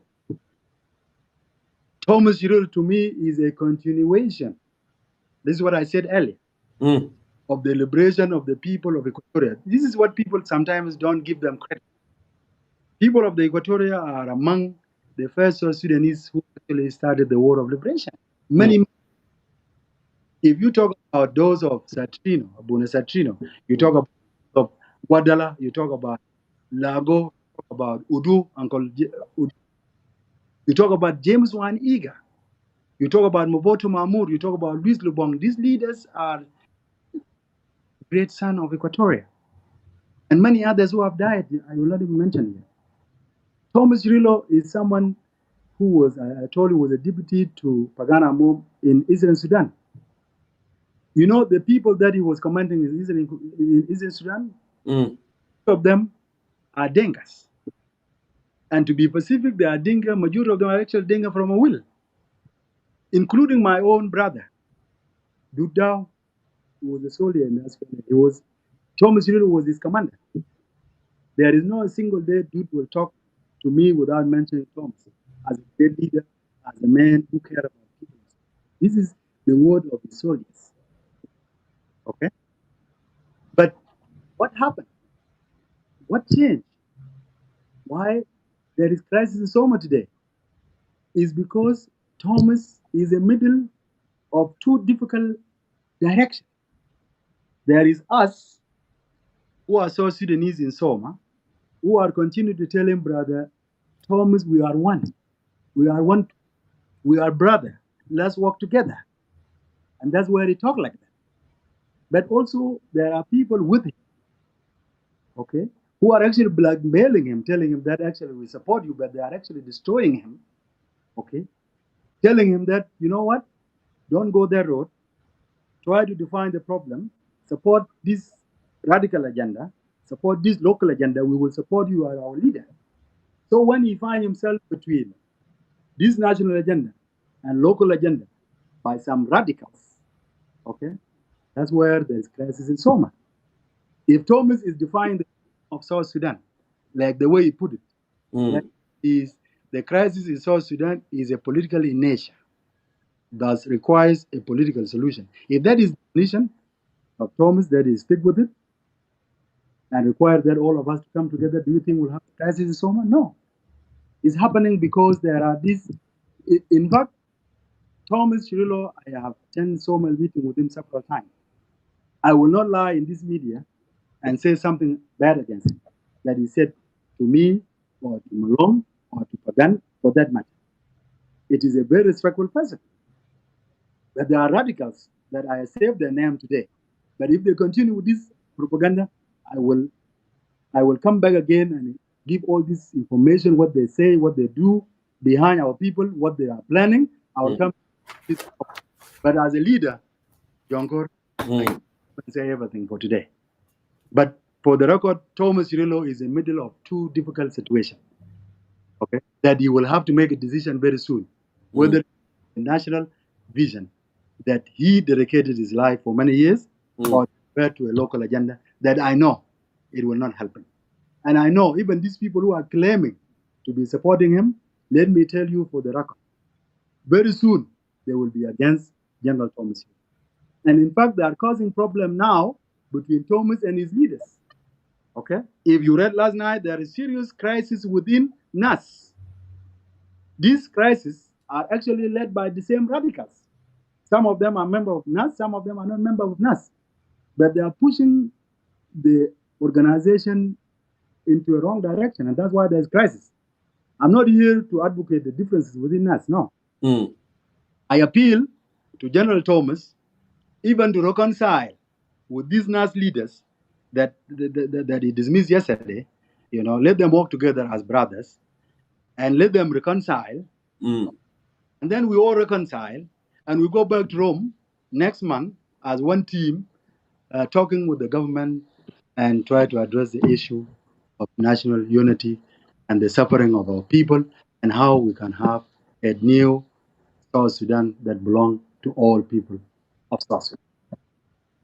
Thank you, Lual. I understand, some brothers here, they are asking me for the link. Let me finish. When I finish with my guests, I'll be able to post the link. And then if people wanted to participate, yes, they will be participate. Now, moving on with the cell division among Soma, the crisis within the Soma. The last couple of weeks, you have seen Emmanuel Ajawin, who is the leader of the NDMF, making a serious allegations. He didn't call the name, but Emmanuel Ajawin actually said, and I quote here, quote, "We dealt with Judas. We dealt with Judas." That was quote from him. What does he mean by that? And who are the Judas? I want to get it from you, Yonkor, Yeah. this is a good question. I don't want to dwell on this too much because it is a part of confusion. Mm. When different people should come out and tell why they are different. His Excellency Ambassador Emmanuel Ajawin, okay, I will not respond to him with the same way he's talking, because I also believe that one day we will come together. There is no way you will have a South Sudan that it not include Emmanuel Ajawin, Paul Malone, myself, and all of us. People of South Sudan, where will you take us? We are one. When he says there is Judas, Yonkur, there is something you want to know. Being a Dinka in opposition, okay, it is not normal for some South Sudanese. Because when you are a Dinka, the best place for you, to them, they think should be Juba, where you're working with Kir and support what they call Dinka government. This is to them, this is the easy thing, what they think. Okay. And when they see you saying that I oppose Kir, President Kir, for that matter, and you have seen my resignation letter, when I resigned from the government, what did I say? Okay, you have seen in the interview of General Paul Malone. Even if you say that, they will say, well, this guy is not rebel enough. Okay, he actually doesn't have problem with Kir government. In fact, they are just sending him to be part of opposition so that he take our information and send them to Kir. That's what they think. Okay, and one day I will write an article and even a book about challenges facing a Dinka in opposition. When you are a Dinka in opposition, you are suffering. Even you guys in social media. I know. I have a big hammer. I have people calling you as a member of Jane Council of Elders. Yes. Which from my heart, Jonkur is not a member of Jane Council of Elders. You don't even know them. Who are these Jane Elders of Council? Elders of JCE. But people are calling you. Are you a member of JCE? No. Okay. The same trend you will see people calling me Judas. They will call anyone Judas. The thing is not from their tribe. Because they think, Dinka with the numbers, if you go to Juba, everywhere, the first time I felt as minority, okay, among South Sudanese, it is when I joined the opposition. Because any opposition group you join, whether that's Soma, even SSUF that I am in, I can tell you that Dinka in SSUF are a minority compared to other tribes. Can you believe that? Okay.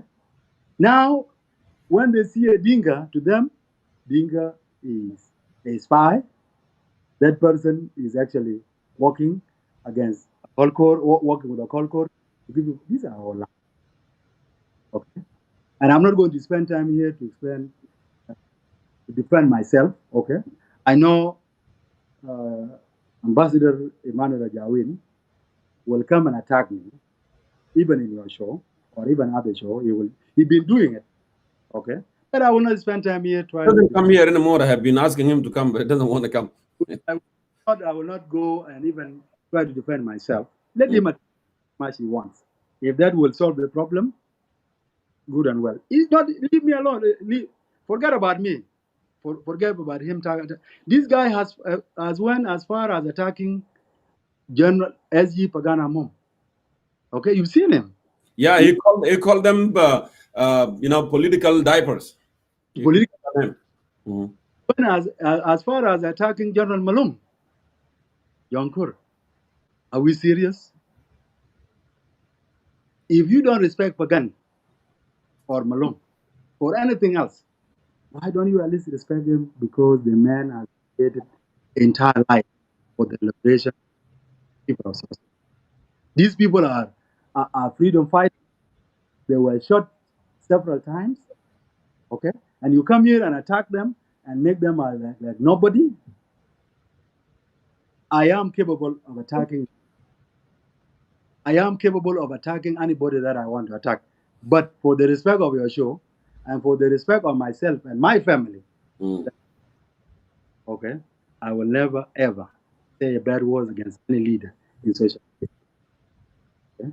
But just please know that when you are in opposition, whether you are in social media or in opposition movement, you are always in the eyes of others. And this is actually what Jalaba used to do to the South Sudanese.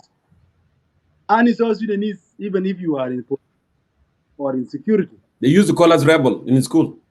Use as tabur. This is the opposite now. To these people who are accusing us, the normal place is Juba. And they are right somehow. Because, of course, when I left Juba, I was one of people actually did not have personal problem. I was a minister. I was a deputy governor. Okay, and I was on my way to become whatever I want in that country.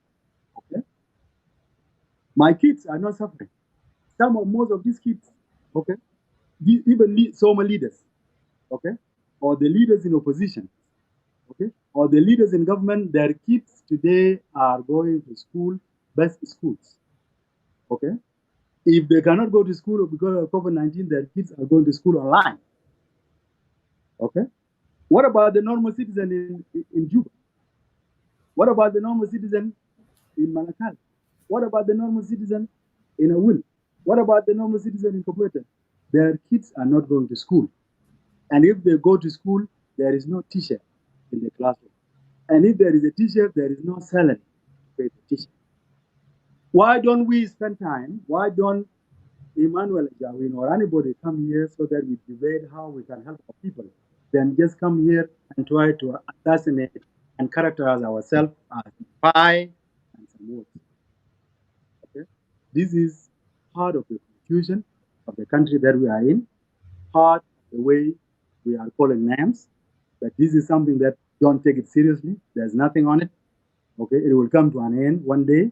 That in the long run, as I continue to oppose the government, whether in Soma, whether I'm working together with Emmanuel Jawin, or we are working together with those of General Pagana Mom and General Plum, we can work together and oppose the government. Or even if we were to come together with those of Shirila at one table and to oppose the government, the history that people will see will find out who is actually the real spy and who is actually fighting for the cause of the people of South Sudan. Because saying it does not prove it. And we'll see who will go to Juba first. Thank you very much. Thank you. I really appreciate you, Ustad Lual. Before I give you the last word, I want to ask you this question, and this question has something to do with your organization, SAF. So, some of your critics actually has claimed that you had been procrastinating, to mobilize or recruit new members in North America for South Sudan United Front. How do you respond to that?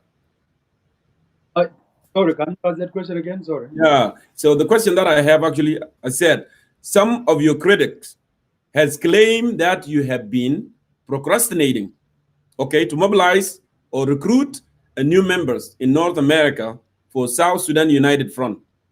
What is your response? Yogurt, Yeah. Let me say this.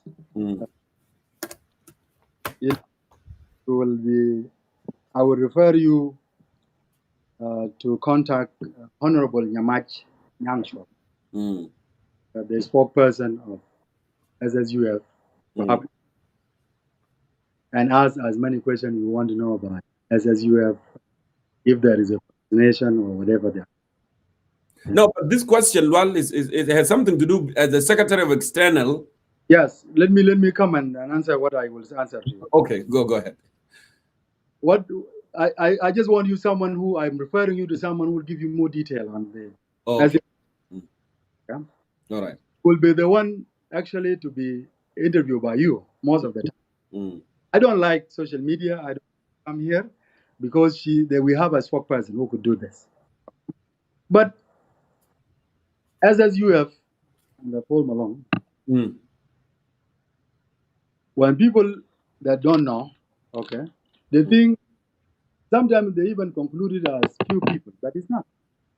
SSUF as members, okay, large members in the US, a good members in Canada, a large members in Australia. In fact, we have offices in these places with great leaders, people who are more educated than me, people who are more smarter than me, people who have contributed money to SSUF. Okay, people may not know them. The fact that people don't know them doesn't mean they're not there.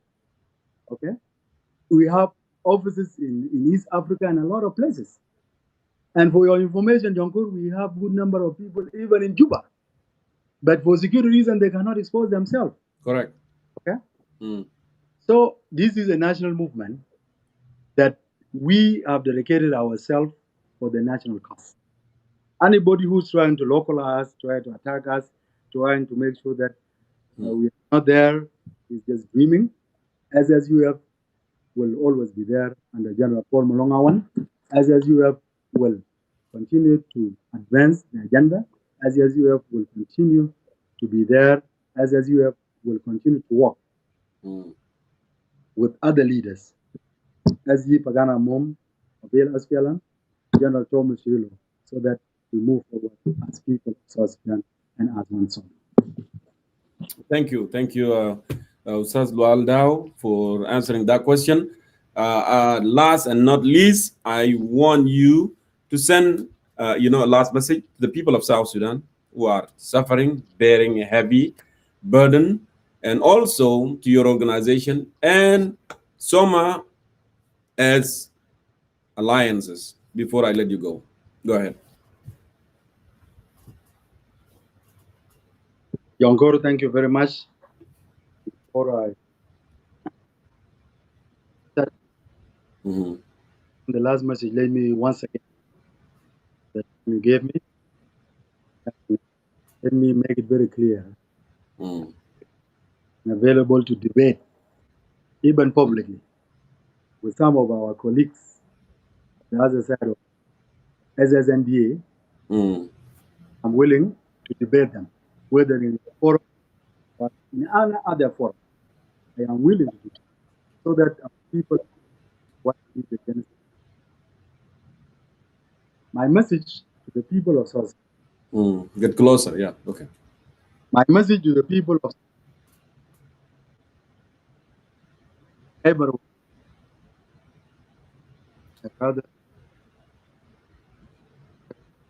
It's cutting off again, Well, I don't know why.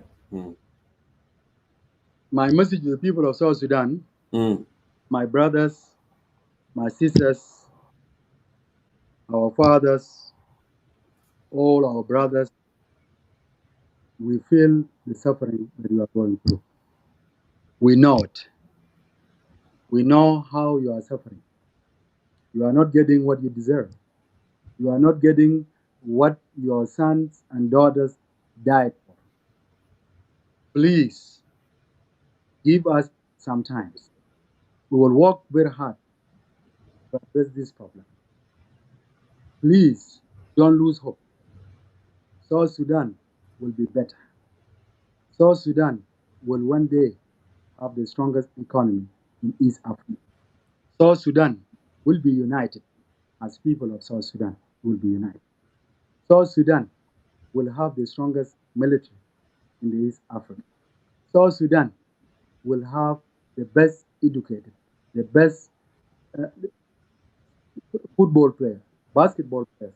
South Sudan will have everything you need. So whatever suffering that you are going through, my dear brothers and sisters, please know that it is a temporary. It will come to an end. Please continue to be strong. We, as a people of South Sudan, we have come so far. We have come that it was than this. That in 2011, when we raised our the same thing, the same education and the commitment and the alliance and the importance of one purpose as people. I still know that it is there. I still have hope that Soma will come together. I still have hope that we in the Soma will deliver a very strong agenda to the people, the South Sudan, and discuss it with the government. Have a lasting peace. Please keep your hope alive. Don't lose hope. Everything will be okay. Whatever situation you are facing, it will be temporary. Let's continue to unite. Let me call from all tribes of South Sudan. Please unite with the rest of the tribe. All the tribes in Equatoria, all tribes in Bahar Gaza, all tribes in Upper Nile, you are one people. You have suffered together. You are actually suffering together right now. And the moment you continue to divide yourself along tribal line, this is what government wants. Please see the other tribe as your brother. See yourself as one people, so that tomorrow we can have a South Sudan that belongs to all of us, that we all fought for. Thank you very much. Thank you, Ustaz Dwal, for coming on and speaking to our people and answering some question here. I really appreciate it. This is the spirit. Social media is not different than those big, cable news. As long as we can deliver the message, can educate people, that's the route that you can take. This is the simple way of delivering the message. So thank you so much. Please hang out there, don't go away. And if there is any need for you to come for any question that people want you to clarify, I may, bring you back. Thank you so much, and have a good night. Also, just a note, if we, at some point, the same interview, Arabic, I have... Correct. I've seen a lot of people that were complaining too. They want mix in language, but next time we will do so, inshallah. If you want a simpler interview, do my level best to make sure also people who speak up. All right. Yeah, thank you so much. Yeah. You can take me out. Yeah, sure. All right, here you have it. Thank you so much, Ustaz Lual Dao, for coming on one more time and continuing with Concerned Citizen of South Sudan. Now I'm going to go and post the link, and I can have some people coming in here and weigh in their perspective as well. As usual, I want to remind you that we agree to disagree. No foul language is accepted here. I don't tolerate that. Do not feel, threatened by other people's point of view. Okay, you may come in and add your perspective, and that's fine. But let's be respectful as usual. So let me go ahead and post the link, and those who wanted to participate, they will have an opportunity to come and participate. So let me go ahead and do this. Okay, here we go.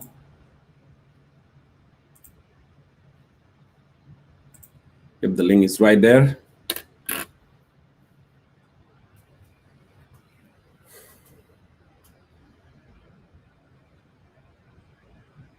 Okay, here we go. The link is now underneath the video. And then we should go in from here.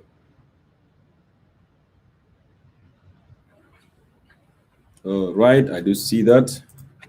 Brother Kurkuju. Let me do this.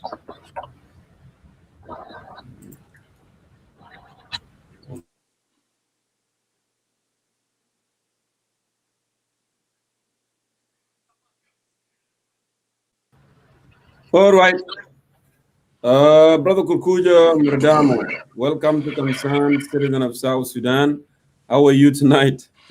I am doing fantastically well. How about you? I am doing good. I'm doing good. Good. Greeting to you, greeting to your viewer of Concerned Citizen. Mm-hmm. And a special greeting to your guest, but I hope there will be a way you can bring him back, because people want to ask some question. He was a main speaker, so we look forward to hear from him more. And I appreciate your time, the outstanding job that you are doing. But I have so many questions, but I will sum it up to a couple questions, because I believe there is a lot of people want to. You have some question that you want actually direct to him? To him. Okay. I hope he's still around. You can bring him to the studio. So, well, if you are around, please, I do have Brother Kurkuju who wanted to ask you a couple questions here. You may tune in so we can move on and get this question into you. Please go ahead and come back. Yeah, of course, he committed himself that he will be listening. So therefore, I believe he's listening. So my first question, I think he made a bold, misleading statement that claiming that he finds himself as minority within SSUF. And this information, yes, politicians, they come, they make a statement, they use media. But just I want him to come and explain it to me, like a grade 4 student, 11 years old young man that want to understand how he finds himself as a minority within SSUF. I am not socially prejudiced to any group in South Sudan, but I believe leadership of Paul Malong, it reset so many community, because a lot of people have grudges towards Paul Malong during his leadership as chief of staff in the Oye army. He committed a lot of atrocities under his leadership. Direct command, indirect command, he was there. And I will start with my people, the Fertit in Western Bahr el Ghazal. And I don't think you're cutting off. I don't know what is going on with your network. No, go ahead. I'm just changing the okay. My people in Western Bahr el Ghazal, precisely the Fertit. I don't think, yes, we have couple brothers went and joined and they came back. You know who they are, and they came and made some bold statement, okay? But I don't think anybody who is sounded, with, a clear mind will join party that led by Paul Malong, because my people suffer a great deal.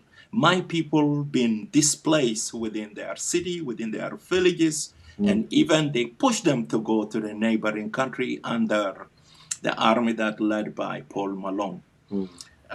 Don't talk about the Nuer. They have their own thing.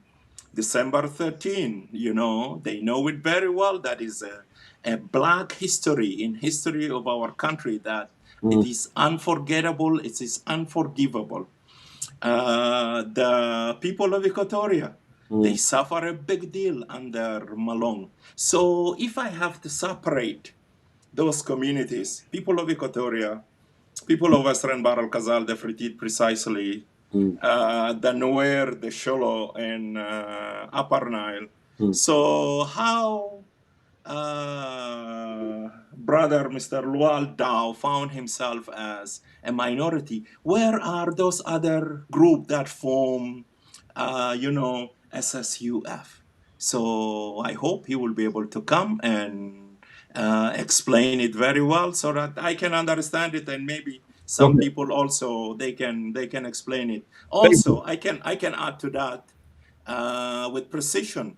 As we are standing right now, I have a great communication with my people, the Fertit, and I don't think there is anybody who is coming out there unless secretively, but coming out as a Fertit son or a daughter, claiming that he's a member of SSUF. So that is good 26 tribe in Western Bahr el Ghazal. That's my question number one. The second part was, I was about to ask him about, that question I was expecting also you will bring it up because the claim that Malong is against formation of the hybrid court or punitive measure to be put in place against people who committed crime, whether it is money embezzlement or crime against humanity. And we know very well Malong being sanctioned by international community and based on the Abasanjo report, implicate him that he's involved in crime against humanity. That is why he was being sanctioned. Until this moment, even this special access, he's going to Rome because he's an influential figure and is somebody that very important South Sudan will not settle without being him in the game. But we know he's still under sanction. Yes, he's innocent till proved guilty in the court of the law. But it is an accusation, we know it very well. Also, when it comes to financial, corruption, South Sudanese, they witness, they know how he lived lavishly in Kenya. Okay, let me, Nasib Gurkuju. I don't know if Lual is there or if he has some technical issues. I hope he's hearing us so he can come and clarify some of your question that you have asked. But I also want to interject something here. Yeah. Paul Malong now is no longer part of the government. And you know me very well, 2017, 2018, how critical I was against Paul Malong when he was in the government. So are you suggesting that if someone was part of that? No, don't take me out of the content, please. Okay, because he's now opposing the government. But regardless of who you are, okay? Yes. So this punitive measure should be in place. Yes, whoever committed crime. I'm not denying anything, but I'm saying that because now you made a serious allegation too by saying that no any open-minded person actually should join Paul Malong because what he has done to various community in Western Bahr el Ghazal, in Equatorial, in Nuer community, and so on. So what I'm trying to say here, so if someone was a bad person and now actually acknowledge what had happened, it was bad. And that's why he chose, to be out of that regime and correct, as they are putting here, quote, reborn again. So would you still go and say, no, regardless if this person is against regime now and he has done bad, I'm not going to go with him, I'm not going to reconcile with him? That's what you are suggesting? No, not at all. My statement is this, okay? First of all, I believe to come clear, regardless of whatever gonna take place in the court of the law, okay? I don't recall Mr. Paul Malong came with any statement sending an apology, okay? That there is things went wrong under his leadership when he was at the top of the Oye Army Command, okay? He never came out making such a statement. Hey, you people of South Sudan, please to find a room in your heart. Give me another chance. There is things went wrong under my leadership. Time will come, I will be able to vindicate myself. I don't recall, I never came across it. Either it is written or it is a video clip. If this information is available, please inbox me with it or share it with the general public because it is not a secret. We know that, as South Sudanese, we know very well under leadership of Paul Malong, so many things went wrong, okay? From my community perspective and the community that I mentioned. I am pleased to see Mr. Lual Dow is back here. So that doesn't mean that he opposed the regime. All of them, or most of them, they are involved in money embezzlement, whatever. Their name are on the 75 list of those, I call them the Alibaba front, okay? So they are on the list. So they come out, they start fighting the regime, but mostly it is about them, okay? And I will throw the third question while Brother Lual is here, okay? I believe the federalism is a popular demand of people of Republic of South Sudan. But my question to Brother Lual, to Paul Malong, to Thomas Cirillo, to Pagana Mom, Emmanuel Ajawin, and those who are in Soma leadership, who are you guys to determine what kind of federalism that South Sudanese people want? Who are you? Okay? No disrespect. Okay, because this is the responsibility of the parliament. South Sudan is the representative of the people to sit in the parliament to tailor what kind of federalism that we need. But let us agree on the principle, the governance system that people are demanding. It is a federalism system. But you cannot tell me the Ethiopian system, the Canadian, the American, the Nigerian. No, please. You are just citizen, Abu Nasser, not let's give super citizen. Thank you. Abu Nasser, let's give Ustad Wal a chance to answer. Welcome back. Ustad Wal Dao. You have heard many questions, were raised by Abu Nasser Gurkuju, Babu Murdama. So now I want to give you the floor. And I welcome my dear brother, Su Jithan Gatej. I'm sorry if I said the name wrong. Forgive me. So, welcome back, and I give you the floor, please. Yeah, Jonkor, I am back, and I will be here until the end of the show. Okay. Let me thank Nasib. I like that get close so we can hear you well. I hope this issue of audio can fix. Let me thank our Nasib.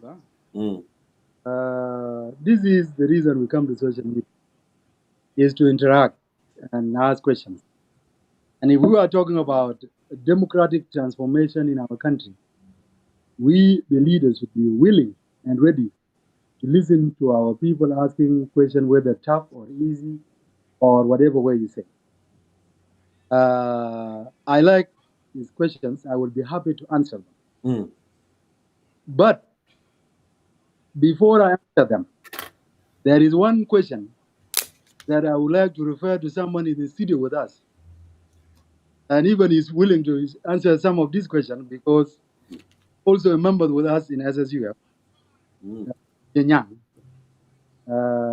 And I said, probably is listening now, that I found myself that I am minority within SSUF.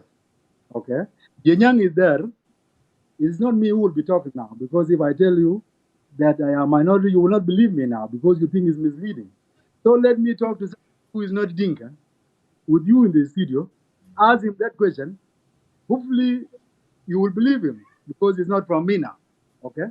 That question I'm referring to him, and he is free to answer any of these questions that you ask. And then I will come back to answer your question, Nasib. And I also be happy to debate and share with you my perspective, which is a very legitimate question and important. Thank you. Ustaz Jinyang Gadit, go ahead. The question has been referred to you actually by Ustaz Wal. Fadal. You can mix it, you can do it whatever you wanted to do it. Give me 1 second. Yeah, go ahead. Go ahead.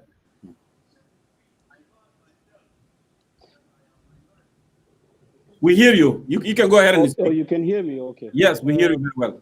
I think something with my connection. I will exit and come back because I can hear him. Oh, no, he's now. I have not yet started speaking, so... Yes. Let me speak now. Not at all. Put off. Okay. I can exit and come back. Okay, sure. Yeah. So it looked like we have we have audio problem. No, there's nothing wrong with. I have not yet started speaking, so I don't know why he decided to exit. No, he will come. He's not hearing you. Actually, you can hear him. I did not speak. This is when I'm speaking. Okay, he will come back. I think I am more than willing to bring him back. Yes. Go ahead and click on that, Gurkuju, and then I'll bring you back here. Yes. Can I speak now? Yeah, go ahead. Yes, Brother Jonkor, my sincere gratitude, okay, for allowing me to be on this forum. Okay, I must say this, not to please you or any other person out there, that you are a patriotic South Sudanese, okay, who chose to be part of what is happening in South Sudan, okay, whatever you are. Yes. Okay, you would have decided to be with your family and not speak of whatever happened in our country. Do you hear us, Brother Gurkuju? Clear. Okay. As a mud, yeah. Yes, and decide not to speak of what is happening in our country. Let me first start by introducing myself. My name is Denyang Gadiat Thot, an executive member of South Sudan United Front and a member of Leadership Council. Okay. My brother Barkuju, sorry if I've said it correctly. Burkuju, yes, Burkuju. I don't know if you speak for yourself or you speak for the Partit community. I am a proud member of I'm not asking you questions. I'm making a statement. Go ahead. Yes. I'm a Nuer myself. Let me say this to you. And God did not make any mistake for me to be a Nuer. Okay. I am aligned to Jerome Malong not because I don't know him. It is because I know him. Okay. What he has done in the past and what he's doing now for the country. My brother, there is one seat that is not for everybody. President. That seat is occupied by only one person, not by two. The rest are given instruction to do what the leadership wants, what the president wants. Our president is His Excellency Salva Kiir Mayardit. If there's anyone that has failed today, or if there is anyone that we can blame today, is President Salva Kiir. Not somebody that he appointed, okay, to run duties that are given to him or her. Okay. You mentioned something of how the Nuer have their own history, of how your own tribe were massacred or displaced from their homes, or how they suffered. And you spoke of 2013, 2014, and 2015. The issue of 2013, it's a sad thing, okay, for all of us. Okay, very sad indeed. Okay. But the reality is, we must all take blame for what happens. Okay. In 2013, the person that was the chief general staff in 2013 was a Nuer. That was Mike. Okay. Nuer were killed on the street of Juba when the chief general staff of the army was a Nuer. Okay. But he chose to be a nationalist than being a tribalist. Okay. Where was Jerome Malong? I didn't know by then. Maybe he was in Northern Bragadan because I understood by then he was a governor. He was a governor, yeah. Okay. I can't blame him for what happened in 2013 because he was not the chief general staff. The incident of 2016, okay, Jerome Malong was the chief general staff. If there was any killing that happened at that time, then let us all agree and blame Jerome Malong. Okay? That did not happen. Let us not mislead ourselves. Okay? Let's go to the truth. We have all messed, okay? And we chose the wrong leader, which has turned to be a curse for all of us. Okay? Let us not blame a tribe or individuals who are not in power. Okay, fine. Jerome Malong is no longer the Chief General of Staff. Why is it that there's a problem today? Okay, why is it the killing still continue? Why is it the suffering still continue? Okay, that is because must be that one person who is the president who decide what should be done and what should not be done. Okay, I do not speak for the Nuer as a tribe. I speak for a united South Sudan, and this is what I want. This is what I yearn for. Okay, I would have chosen to follow someone like Riek Machar or any other leader from the Nuer community. Okay, until we leave our differences behind. Okay, and blame the leadership. You're blaming me for disagreeing with Salva Kiir. Come on, man, seriously. Kindly excuse me. Okay, I'm on the same side with you now. Even if there's anything wrong that I have done, or you have perceived, okay, or misinformed that there's something wrong that I'm doing, okay, because I'm part of that government. I'm no longer now part of that government, and I have officially and openly disagree with that government. Okay, why don't you embrace my differences with the government and make it part of yours, because we are now official opposition of the government and opposers of the government. You think I want to redirect you to the question as well? Yes, go ahead. Saswal mentioned that he's a minority within SAF. Is that true? Yes. Okay. Look, Brother John Koru, we have never seen me speaking. Okay. I have been part of SAF since 2018, since the formation of SAF. Okay. You will never know me until I speak. Okay. You have never known that Nyamai have been part of SAF since 2018. Honorable Nyamai, our current spokesperson. Okay. Plus many others. Okay. Plus many others.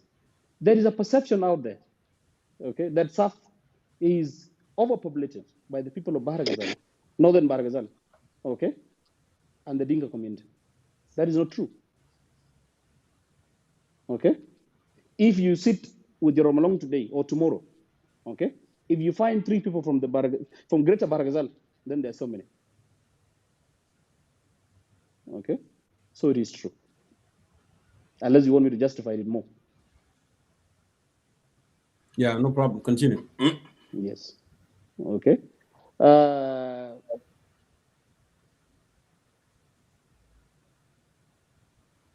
problem we are facing today, okay, is,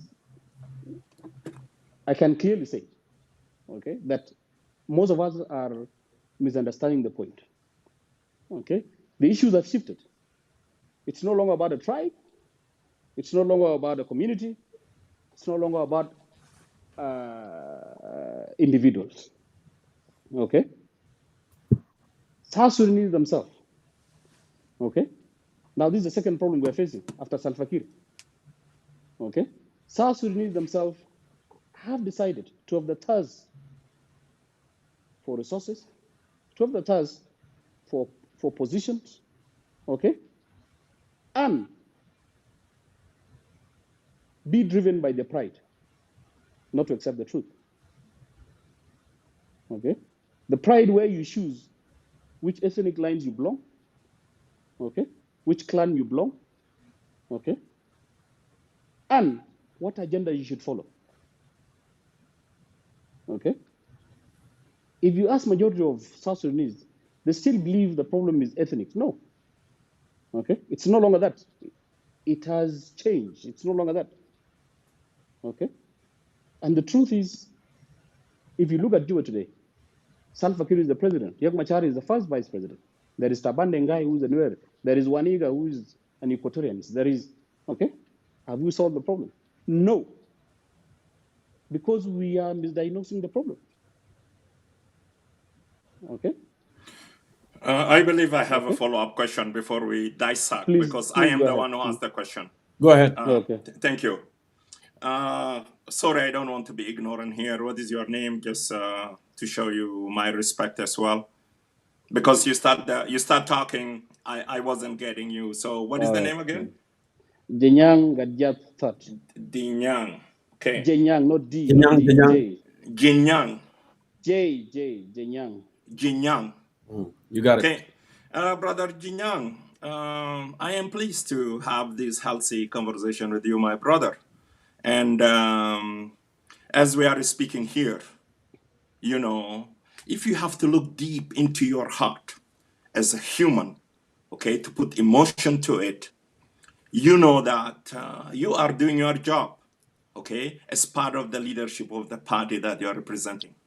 But if you flip the other side of human side inside you, I think you are bleeding from within, as a matter of fact, because whatever you said here, I don't want to say, still, I will reset it back. I will say it is misleading completely, because what you utter here, okay, with regard to my brother-in-law here not being the minority within SSUF, this information completely, still, it is misleading again. And you mentioned two names only. You are humble self here, and the lady or somebody who is the spokesperson. I can You mention don't. more. You, At least okay. 10 if you allow Please me. allow I me. can Allow mention me at to least 10. finish. Allow me to Thank finish you. my statement. Okay. Thank you. Okay. This is one. Number two. I will throw this question at you. Salva Kiir wasn't been accused or sanctioned by the international community, okay? And one person subject of our conversation is Mr. Paul Malong, okay? A Basanjo report, it is available online. Share with the detail how Mr. Paul Malong is involved in crime against humanity. And with your statement here tonight, can you tell South Sudanese all those claims are bogus based on your information and your claim that you know Mr. Paul Malong very well? Because this is history. We are making history, and our voices and faces are recorded for history. Okay? People will come and ask your children, will ask my children the other day, your dad make such allegation. What is your take, brother? I don't want to make it one-on-one. I have a couple questions for Mr. Lual. He will come and answer them. Thank you. You have the right to reserve not to answer as well, because, you know. Yes, Brother Kujuk, let me say this to you, okay? That the world is run by crooks, okay? Who sacrifice others, okay? For them not to be blamed, okay? You will not find a sitting president, okay, being sanctioned by the leadership. The leadership will be sanctioned, okay? But they know where the mistakes come from. You know why they do that? Okay? Because you are still leading, okay? And they don't want you to believe that if you leave this power, okay, you'll be followed around and sacrificed. Sorry, okay? I don't For want what to you did wrong. It's misleading also allow me. because we have You the see, Kenyan president. If you interrupt me, okay, Kenyan president was sanctioned before he became the president. He was never sanctioned before he became the president. How about If that's what you want to Al-Bashir? say, okay? How about Al-Bashir? Bashir, there was arrest He was of sitting Warren. president as well. Malaysia. Okay. Go ahead. You understand? Sorry. There was arrest of Warren for him. Okay. You understand? For the crimes he committed. You understand? Okay. Look, let us speak the truth, my brother. Okay. I consider yours as an opinions, but not a voice from a certain community. Opinions are like, but sorry to say this, and everybody has one. Okay. I have no problems getting into discussion with you. I have no problems you speaking your mind or asking your questions that can change our society. But also, understand, okay, that there is other side of the questions. That's why you're asking. There's other side of it, which needs somebody else to clarify. Okay. The reason why we still have a problem in South Sudan today, I'll tell you clearly. It is because the right person have not been sanctioned. Okay. That's the problem we still have. That's the reason why we still have a problem. Okay? If the right person had been sanctioned, we'll not have the problem that we have today. Okay? You cannot collect your information on the street and sanction the wrong person and expect there will be a solution. Why would you sanction General Paul Malone, who is in his house with his children, okay, who is somewhere running a movement, who have not taken over the leadership of South Sudan? And you think you're provide a solution? Come on, man. Let's be honest with ourselves. Okay? I am happy to have somebody like you on my side and blame the government in Juba. Okay? But I'm confused to have somebody like you asking me questions for opposing the government. Okay? Why don't we blame the sitting government? Okay? Instead of blaming those who are outside, who are not part of the government, who have decided that we should go for change. Okay? You are directing your questions to the wrong position, not only to me, to any other South Sudanese that have disagreed with the government. Okay? Ask the government. I don't know your location, and I'm sure you don't know mine too, unless I tell you. Okay? There is a country, there's a government in Juba, okay, who is dealing with the issues, who is running the country. Why don't we tell them to change things, okay, for a better South Sudan? Rather than you blaming me, who is not part of the government, rather than you blaming General Paul Malong Awan, okay, who is no longer part of the government. Okay, to me that doesn't make sense. Thank you. Let's move on. I think, Brother Kukuji, you have another question, so I can move. I have more people, they wanted to add their perspective. No. It is not about three of us. There is many people they have their concerns. So the conversation will continue. I will yield the floor back to you. Okay. Thank you so much. Well, as they said always, I'm not on the side of anyone here. I'm not defending Malong. I'm not defending anyone. But I like your statement, actually, what you said. Who are you, to say I need ethnic federalism or German federalism or Brazilian? This should be left to the national parliament of South Sudan after we reach consensus, if the peace in the country, right? We do the constitution reviews, how this country is going to be governed, census in the country, and then, yes, the issue of the government, what kind of system that we want, it has to be automatically from the parliament. People, they have even to go through a referendum. That's right. I like that statement, actually. And that's how, open-minded citizen, should think. I should not put myself in. I should not just negotiate myself in. I should not negotiate what I want. What about the other people? What about the other majority South Sudan who are not opposition, who are not SSUF, who are not NAS, who are not NDM, who are not, United Citizens or whatever, What about them? And that's why it has to be collective responsibility. Also, what I wanted to say to my dear brother-in-law, the secret of change, this is what quote from Socrates. The secret of change is to focus all of your energy, okay, not on fighting the old, but building the new.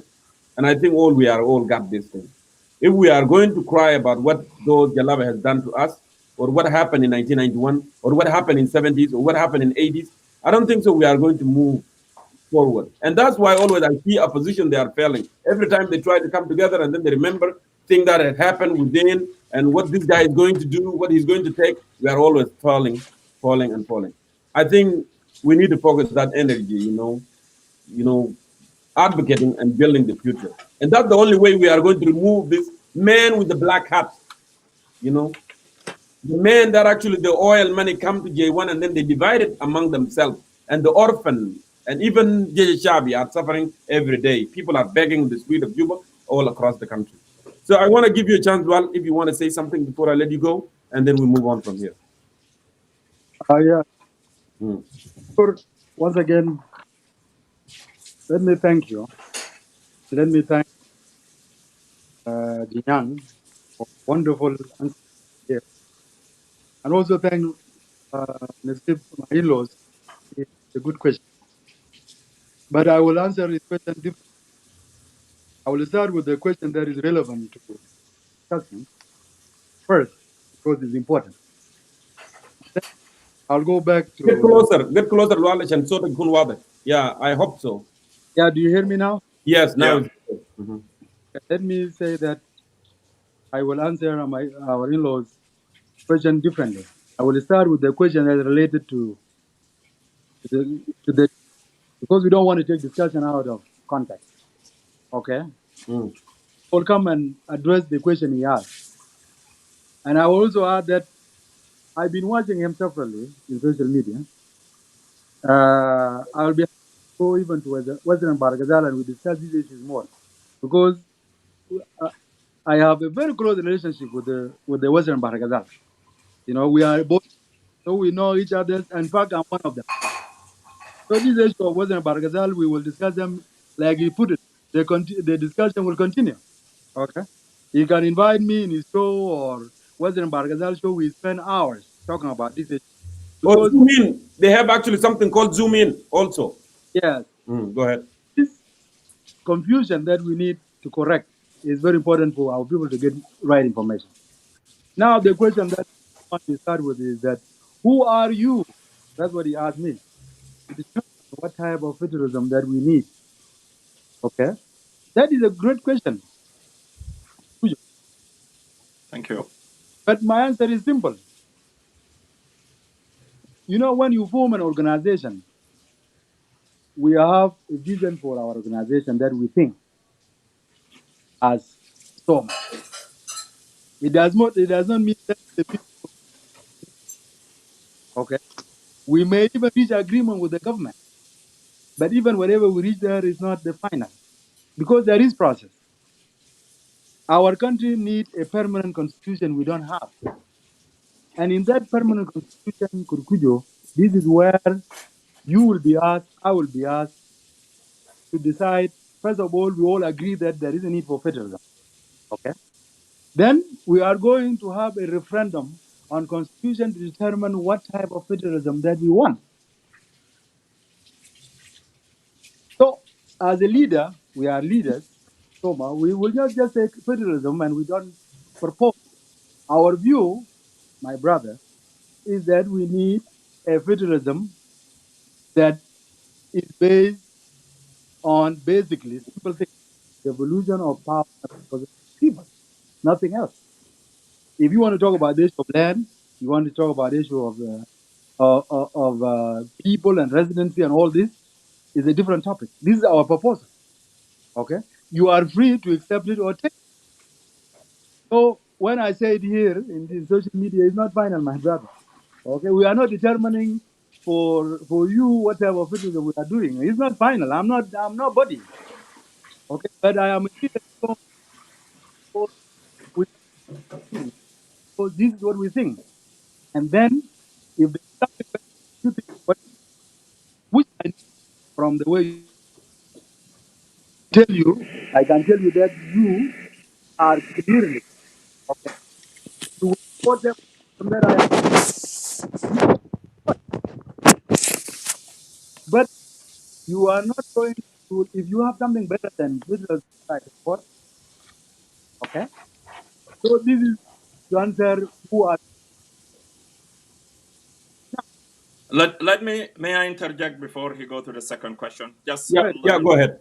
Yeah, Because there. ask the question before I even answer the question you asked me. No. I would. I said we don't want to turn this thing into a confrontation, okay?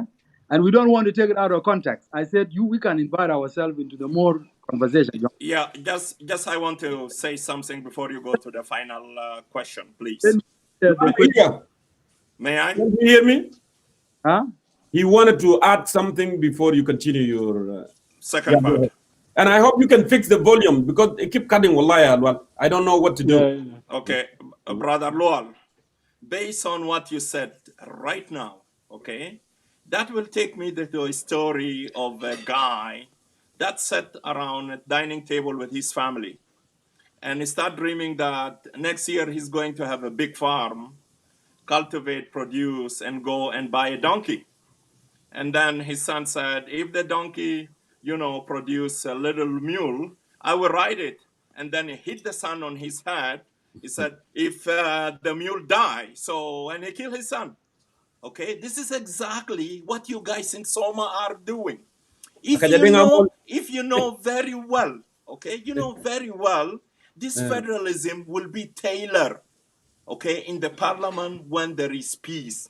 So why don't we not to agree on just the basic principle, federalism? Okay, when we go into the parliament and people of South Sudan have to I don't know sit why you down keep on saying and the then parliament, man.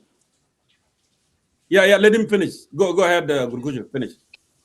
Go ahead. Anyway, I said after when South Sudanese they come to agreement and there is a genuine peace, everlasting peace, that there is a settlement whereby we have a real people representation in the parliament, national parliament, in character and its composition. This is what I believe in, not what I call it the cartoony parliament. No. The one in Cuba, I call it a cartoony parliament, okay? Let me finish my statement, please, okay? So what you guys in Soma are doing, you start fighting over something that premature, okay? And now it is the cause of difference between General Paul Malone and Thomas and the other, what kind of federalism? So this is what I want to interject with, because it is prematurely, you guys start fighting over something that eventually South Sudanese people will sit, humble citizen like myself, Zol Balad, Muzare, Bita Bagar, Bita Amunu, they will have their voice, okay? So therefore, I disqualify that claim, my brother. Carry on. Thank you. Okay. Yes. Clear. That's a Kajadenga mode. It should stop and then focus on really you. Go ahead. Thank you. Well, Can I interfere, kindly? Lual Jinyang. Yes. So let's go, Lual, finish, and then I will come to you. Okay, sure. Go ahead. Brother Kutujo, you are right. But for what you are saying also, there's a problem with it. First is, from what you are telling me, you are basically saying, you guys shut up. Let's have a peace agreement. Let's have an election. When we have a good parliament, okay, then that parliament will decide what kind of federalism that we want. It doesn't work like that, okay? That good parliament that you are talking about, not cartoony one that you have. No. Actually, Lual, I'm sorry to interject. Actually, what Kurkuja said, it said instead of fighting what kind of federalism that you are looking for, why not, agreeing, okay, bring peace in the country, and then we will have a constitutional conference, and then people of South Sudan will determine what kind of federalism they need. Thank you. Because right now, this is a Kajadenga mode. We are not there yet. Okay, what he's saying. Jonkor, I agree with you. I got his point. We have differences because we are going to talk with the government. And before we talk to the government, we must have a one vote as unify, okay. Unify. And that's why we have differences. And that's why we have problems in Soma. If your suggestion, if we to hear you as a citizen that we should unite, I welcome that. I have no problem with that. Okay? This is not, but we have to agree, because if we are going together with someone who is going to present a position to the government, and we don't agree with that position, okay? If you are going with to talk about ethnic federalism, okay, and you are going with him, you will be. Then you guys have. Now we, Soma, we are to decide what kind of federalism that we are advocating as a political group. Okay, we disagree over it. That's why we are fighting, my brother. Okay, I have no problem with people of South Sudan what type of federalism they need in a referendum. Okay, please, this thing will happen before the parliament. What is to have a constitutional conference where everybody will be heard, where the people of South Sudan will agree that we need a federation, and there will be options for that are there, and people will decide on them. People of South Sudan, not the cartoony parliament. Then when we have a permanent with the Kiti parliament, then people go to elect a fair election. There will be a parliament. So this is a long process. This is my answer. The reason we are fighting, because we need to have some. Okay, I hope you got me. Now, Got you. yeah, now the rest of the question you asked, okay, you said what I said, and I'm sure the young and I will answer you, and you will also say it is misleading, okay? Because Somebody running two devices. Yeah, somebody ran two devices, which is really making noise on the background. I don't know what happened. do you, Yeah, go ahead. Go ahead. Let's see. Well, what I appeal to you, my brother, okay. when you are making a statement or ask a question, don't conclude, because when you conclude and make up your mind, you are not ready to listen. And in that way, as the people of South Sudan go along, before you conclude, let's discuss first. You make your mind. But when you start that I'm misleading, if I become emotional, I will start back that what you're misleading, and the whole thing will become because you are my in-law. I think it looked like the one, in the kitchen, washing dishes to get the dinner ready there. That's why we are getting a lot of noise, somehow. Go ahead. So, so, so, my brother, Thank you. my culture, pays the respect for the tip, so I will not go that road with them. But let me give you the information that I want you to. I think the in-laws got nothing to do with politics with the issue, because South Sudan should take presidency. I agree. Yeah. Yeah. Go with that. Don't worry. Just speak up your mind. Tankur, yeah, I'm not going to go to the family because my sister, I hope my sister is not listening. So the whole thing will become family issue. Now, let me say that Jinyang has answered these questions satisfactorily. For your information, in 2013, when the war broke out, General Paul Malongawan was a governor of Northern State. Lual Dao, that is talking to you right now, I was his minister of agriculture and forestry in Northern Bahrain. And the people that were not killed in a will, they were killed in Juba. What that have to do with Paul Malone? Who was at that time? You were told that Hotman was the chief. Who was his deputy? General Thomas Cirillo. These are the people who were in charge of the army when the fight started in Juba. Now, where does Malone come in?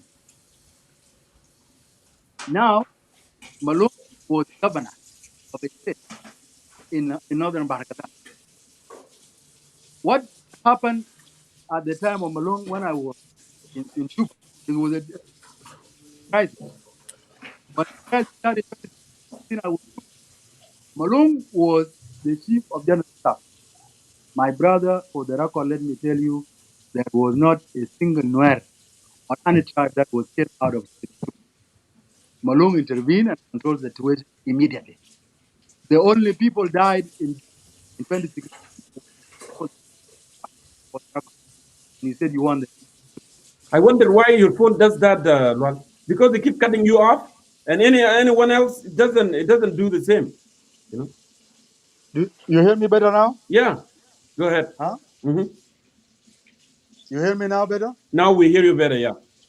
Okay. So in 2016, Malone was the chief of staff. And let me tell you, there was not a single Nuer or any tribe member that was killed in 2016.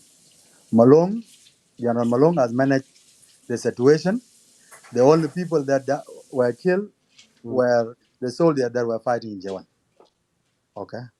So, my brother, this hybrid code that you are talking about, we in SSU, we welcome it. We have nothing. We have no problem with investigation, because if we want to have peace, it's not even a hybrid code, by the way. We are actually even calling for national healing and reconciliation, because what will actually change us and help us as South Sudanese is the issue of we are forgiving one another as people, not court and jailing people. It will not solve it even. but it is important process of the judiciary system that has to take place. Okay? Now, in Juba in 2013, it was James Hothmai who was chief of staff. It was Thomas Shirilo who was his deputy. Now, where does Malone come in? If you want to know what Malone did as a governor and you want to account him for, Malone was a very successful governor. He built very good roads in a will. He has built good clinics across northern Baragazal. He built good roads. We have developed agriculture transformation in northern Baragazal. These are the things Malone did. If you want to account him as a leader on that, please go ahead. Okay? But don't judge him for the thing that you have heard from the road that Malone was responsible for 2016. Okay? Now, this is not even the issue. When it comes to Faratit, and you said Faratit have suffered, I don't know when it was the last time you went home. Recently, I was in Fertit Land when I was deputy governor of Lol State. I worked with Rizik Zakaria as his deputy. We were in Raja, the land of Pratit in Western Baragazal. I myself am a neighbor to them. Like we are really bordering to work together. Fertit as a community are the best. They are the best as people. The respect that I got when I was in Raja, the commitment I got was huge. Okay? Now, if you talk about Malone as a target of people in Western Baragazal, my friend, where are you getting your information? What happened in Raja in when there was a fight in Raja or even in Wau? It is a conflict, military conflict between the people who were fighting there, with the Fratit, with the government. And Malone as the chief of staff, okay, like the young told you, he has a constitutional obligation to protect the territory of South Sudan because that's what the chief of staff has. Okay? Your voice is gone, Lual. So this is the history, huh? So the big bay. Okay. Yeah, now it's okay. And by the way, you guys took us away from Soma, crisis to another direction. I hope we can come back. No. The reason we do this because we don't. This is just a misinformation that we need to correct. But if you don't want us to take away Jonkor, oh, we are not hearing you. When the question are asked, okay, you hear me now? Yeah, I hear you. When the question are asked, whether they are relevant or not, we are obligated to answer them. Okay?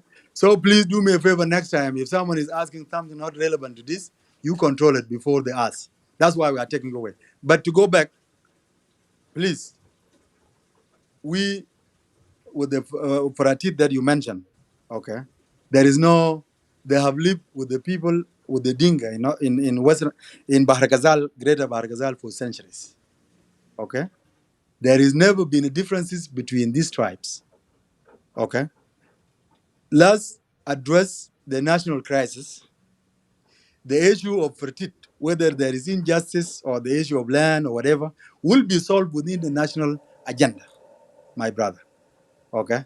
And just to come back to the show, let me ask you, if you want to discuss with me this issue further, we will discuss them with you. I'm available. You can call me. I will call you. And we'll go more on this. Okay? But the crisis with Soma, this is what we are here for. This is our topic. And let's not give ourselves names, but in SSUF, okay, for your information, we have members that happen to be from Faratit. One of them was Omar Ishaq Muhammad. He's not there anymore. No, dagiga na jai. Yes, Omar Ishaq Muhammad was a minister in Lol State. When he joined, SSU became along with good number of people. Umar is a leader in that area. He came with people. He did not come alone. Umar, as I speak with you, yes, he's not a member of SSU. He left, went back to Juba. But that does not mean there is no other Fratid there. You said earlier there was no Fratid, you know. Now you said it's not there. So you know there was Fratid at one point. In Sub, there are Fratid that you don't know, that I will not mention their name. There are actually Fratid who are member of SSUF in Juba. You want me to mention their names so that they are arrested? Or what do you want me to do here? Okay? My brother, this issue of Fratid, let's leave it for private conversation. Call me, so I give you the list of Fratid. But I will not give you the Fratid that are in Juba. Okay? Because I want them to be safe. Thank you very much. Let me say something quickly here, please, if you may allow me. Okay, something quickly, and then I'm going to go to get other people here. Sure. Thank you. The issue of healing and reconciliation. Healing and reconciliation will not come to the country till there is a justice.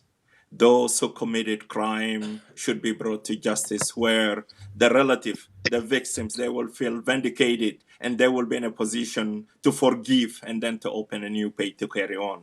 So let us not put the carrot before the horse.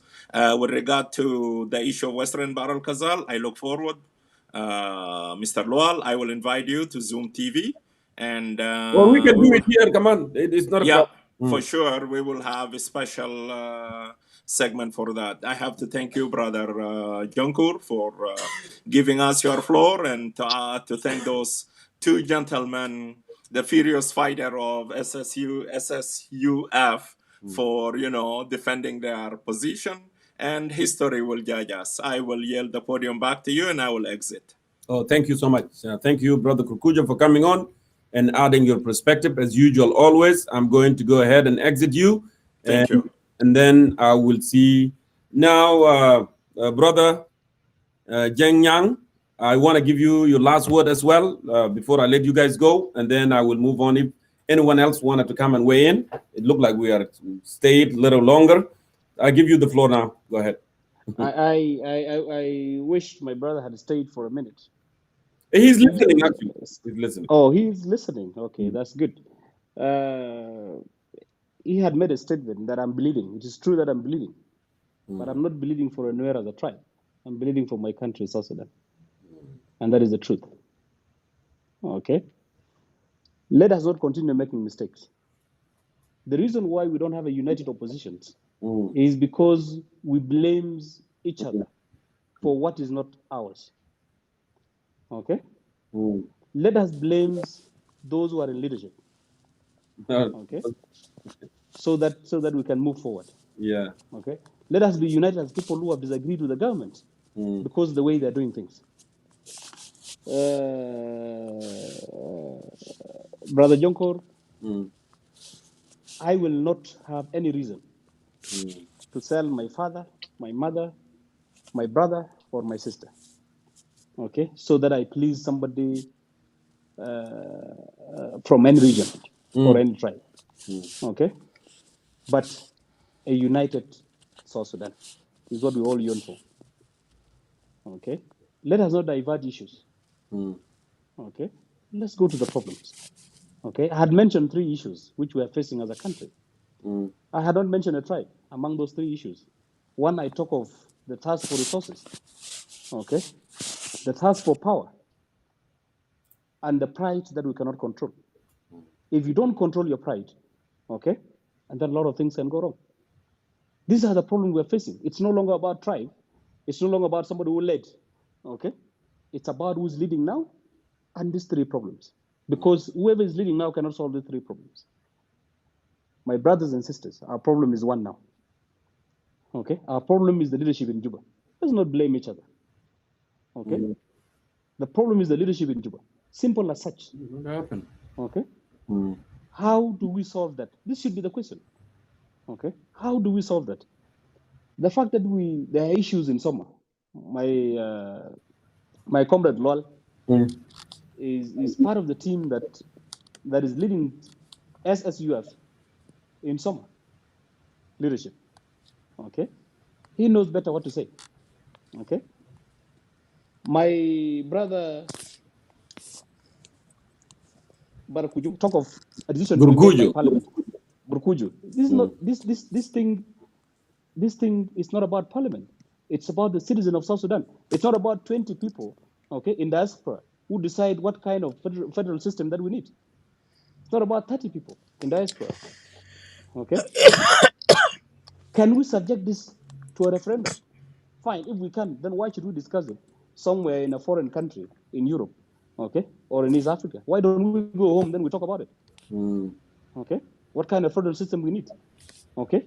And who will decide? It's not me and you. Okay. So let us not mislead our citizen. Let us not mislead our country. Let's speak the truth so that we're able to move forward. Okay. The first step of solving a problem is recognizing that there's a problem. Yes. Okay. That is the first step. If we can agree that there is a problem, then now let us ask ourselves, how do we solve this problem? You are online. You are live in it. Can you just be silent a little bit because somebody is speaking? Yes. Go ahead. How do we solve these problems together? Okay. By the way, my brother came speaking of the problem in Barghazal. Me, I don't want to hear about the problem in Barghazal. This is not what I'm here for. Tell me about the problem of South Sudan. This is what I want to talk about. Okay. Don't bring about ethnic problems. Barghazal is part of South Sudan too. I agree with you. But can we talk about the problem of South Sudan? And under it, we can resolve the problem of Barghazal and the problem of Upper Nile and Equatoria. So if you want to speak about the problem of Equatoria and Barghazal, then I want to speak about the problem of Upper Nile, then we'll never move anywhere.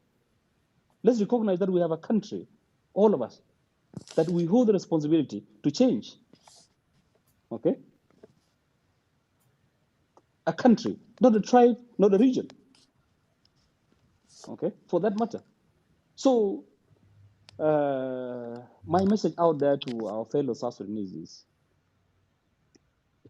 we have a problem. Okay? And our problem is the leadership in Juba. We have given Salva Kiir a chance to dismiss and to appoint whoever you want. Okay? That change anything? We have given him a chance to allow anyone to loot, even foreigners. That change anything? Okay? It has not changed anything. Okay? We have allowed him, okay, to disagree with his comrades and kill us. Has that changed anything? Okay? No. Okay?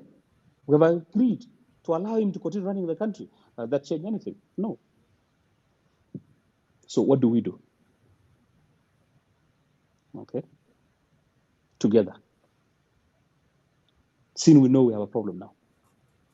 Okay? So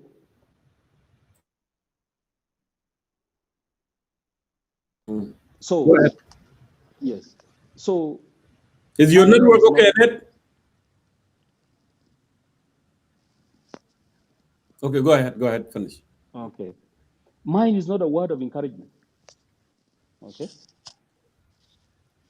What do I encourage you for? When you have no reason to leave. Okay? You're in diaspora, you're suffering like another person. You're in South Sudan, you're suffering. Okay? You're anywhere, you're suffering. Okay? So, mine is this. Let's take the full responsibility of our country. Let's take full responsibility of our problem. Let us all contribute the way you've called us on this platform, okay, to speak about the problem of our country. That is a contribution. Okay? That is a contribution. So let us all know that there's a problem and how do we solve this problem together as a country. United people of South Sudan.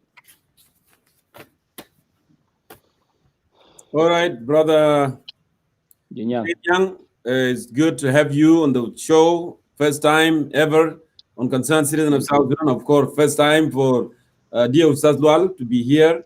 It was good to have all of you. Unless Ustaz Lual, you wanted to say anything before I let you guys go, and then I'm.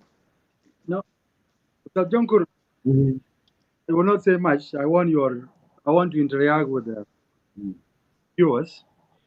So what I like to suggest, I will continue to program because people will come and ask questions.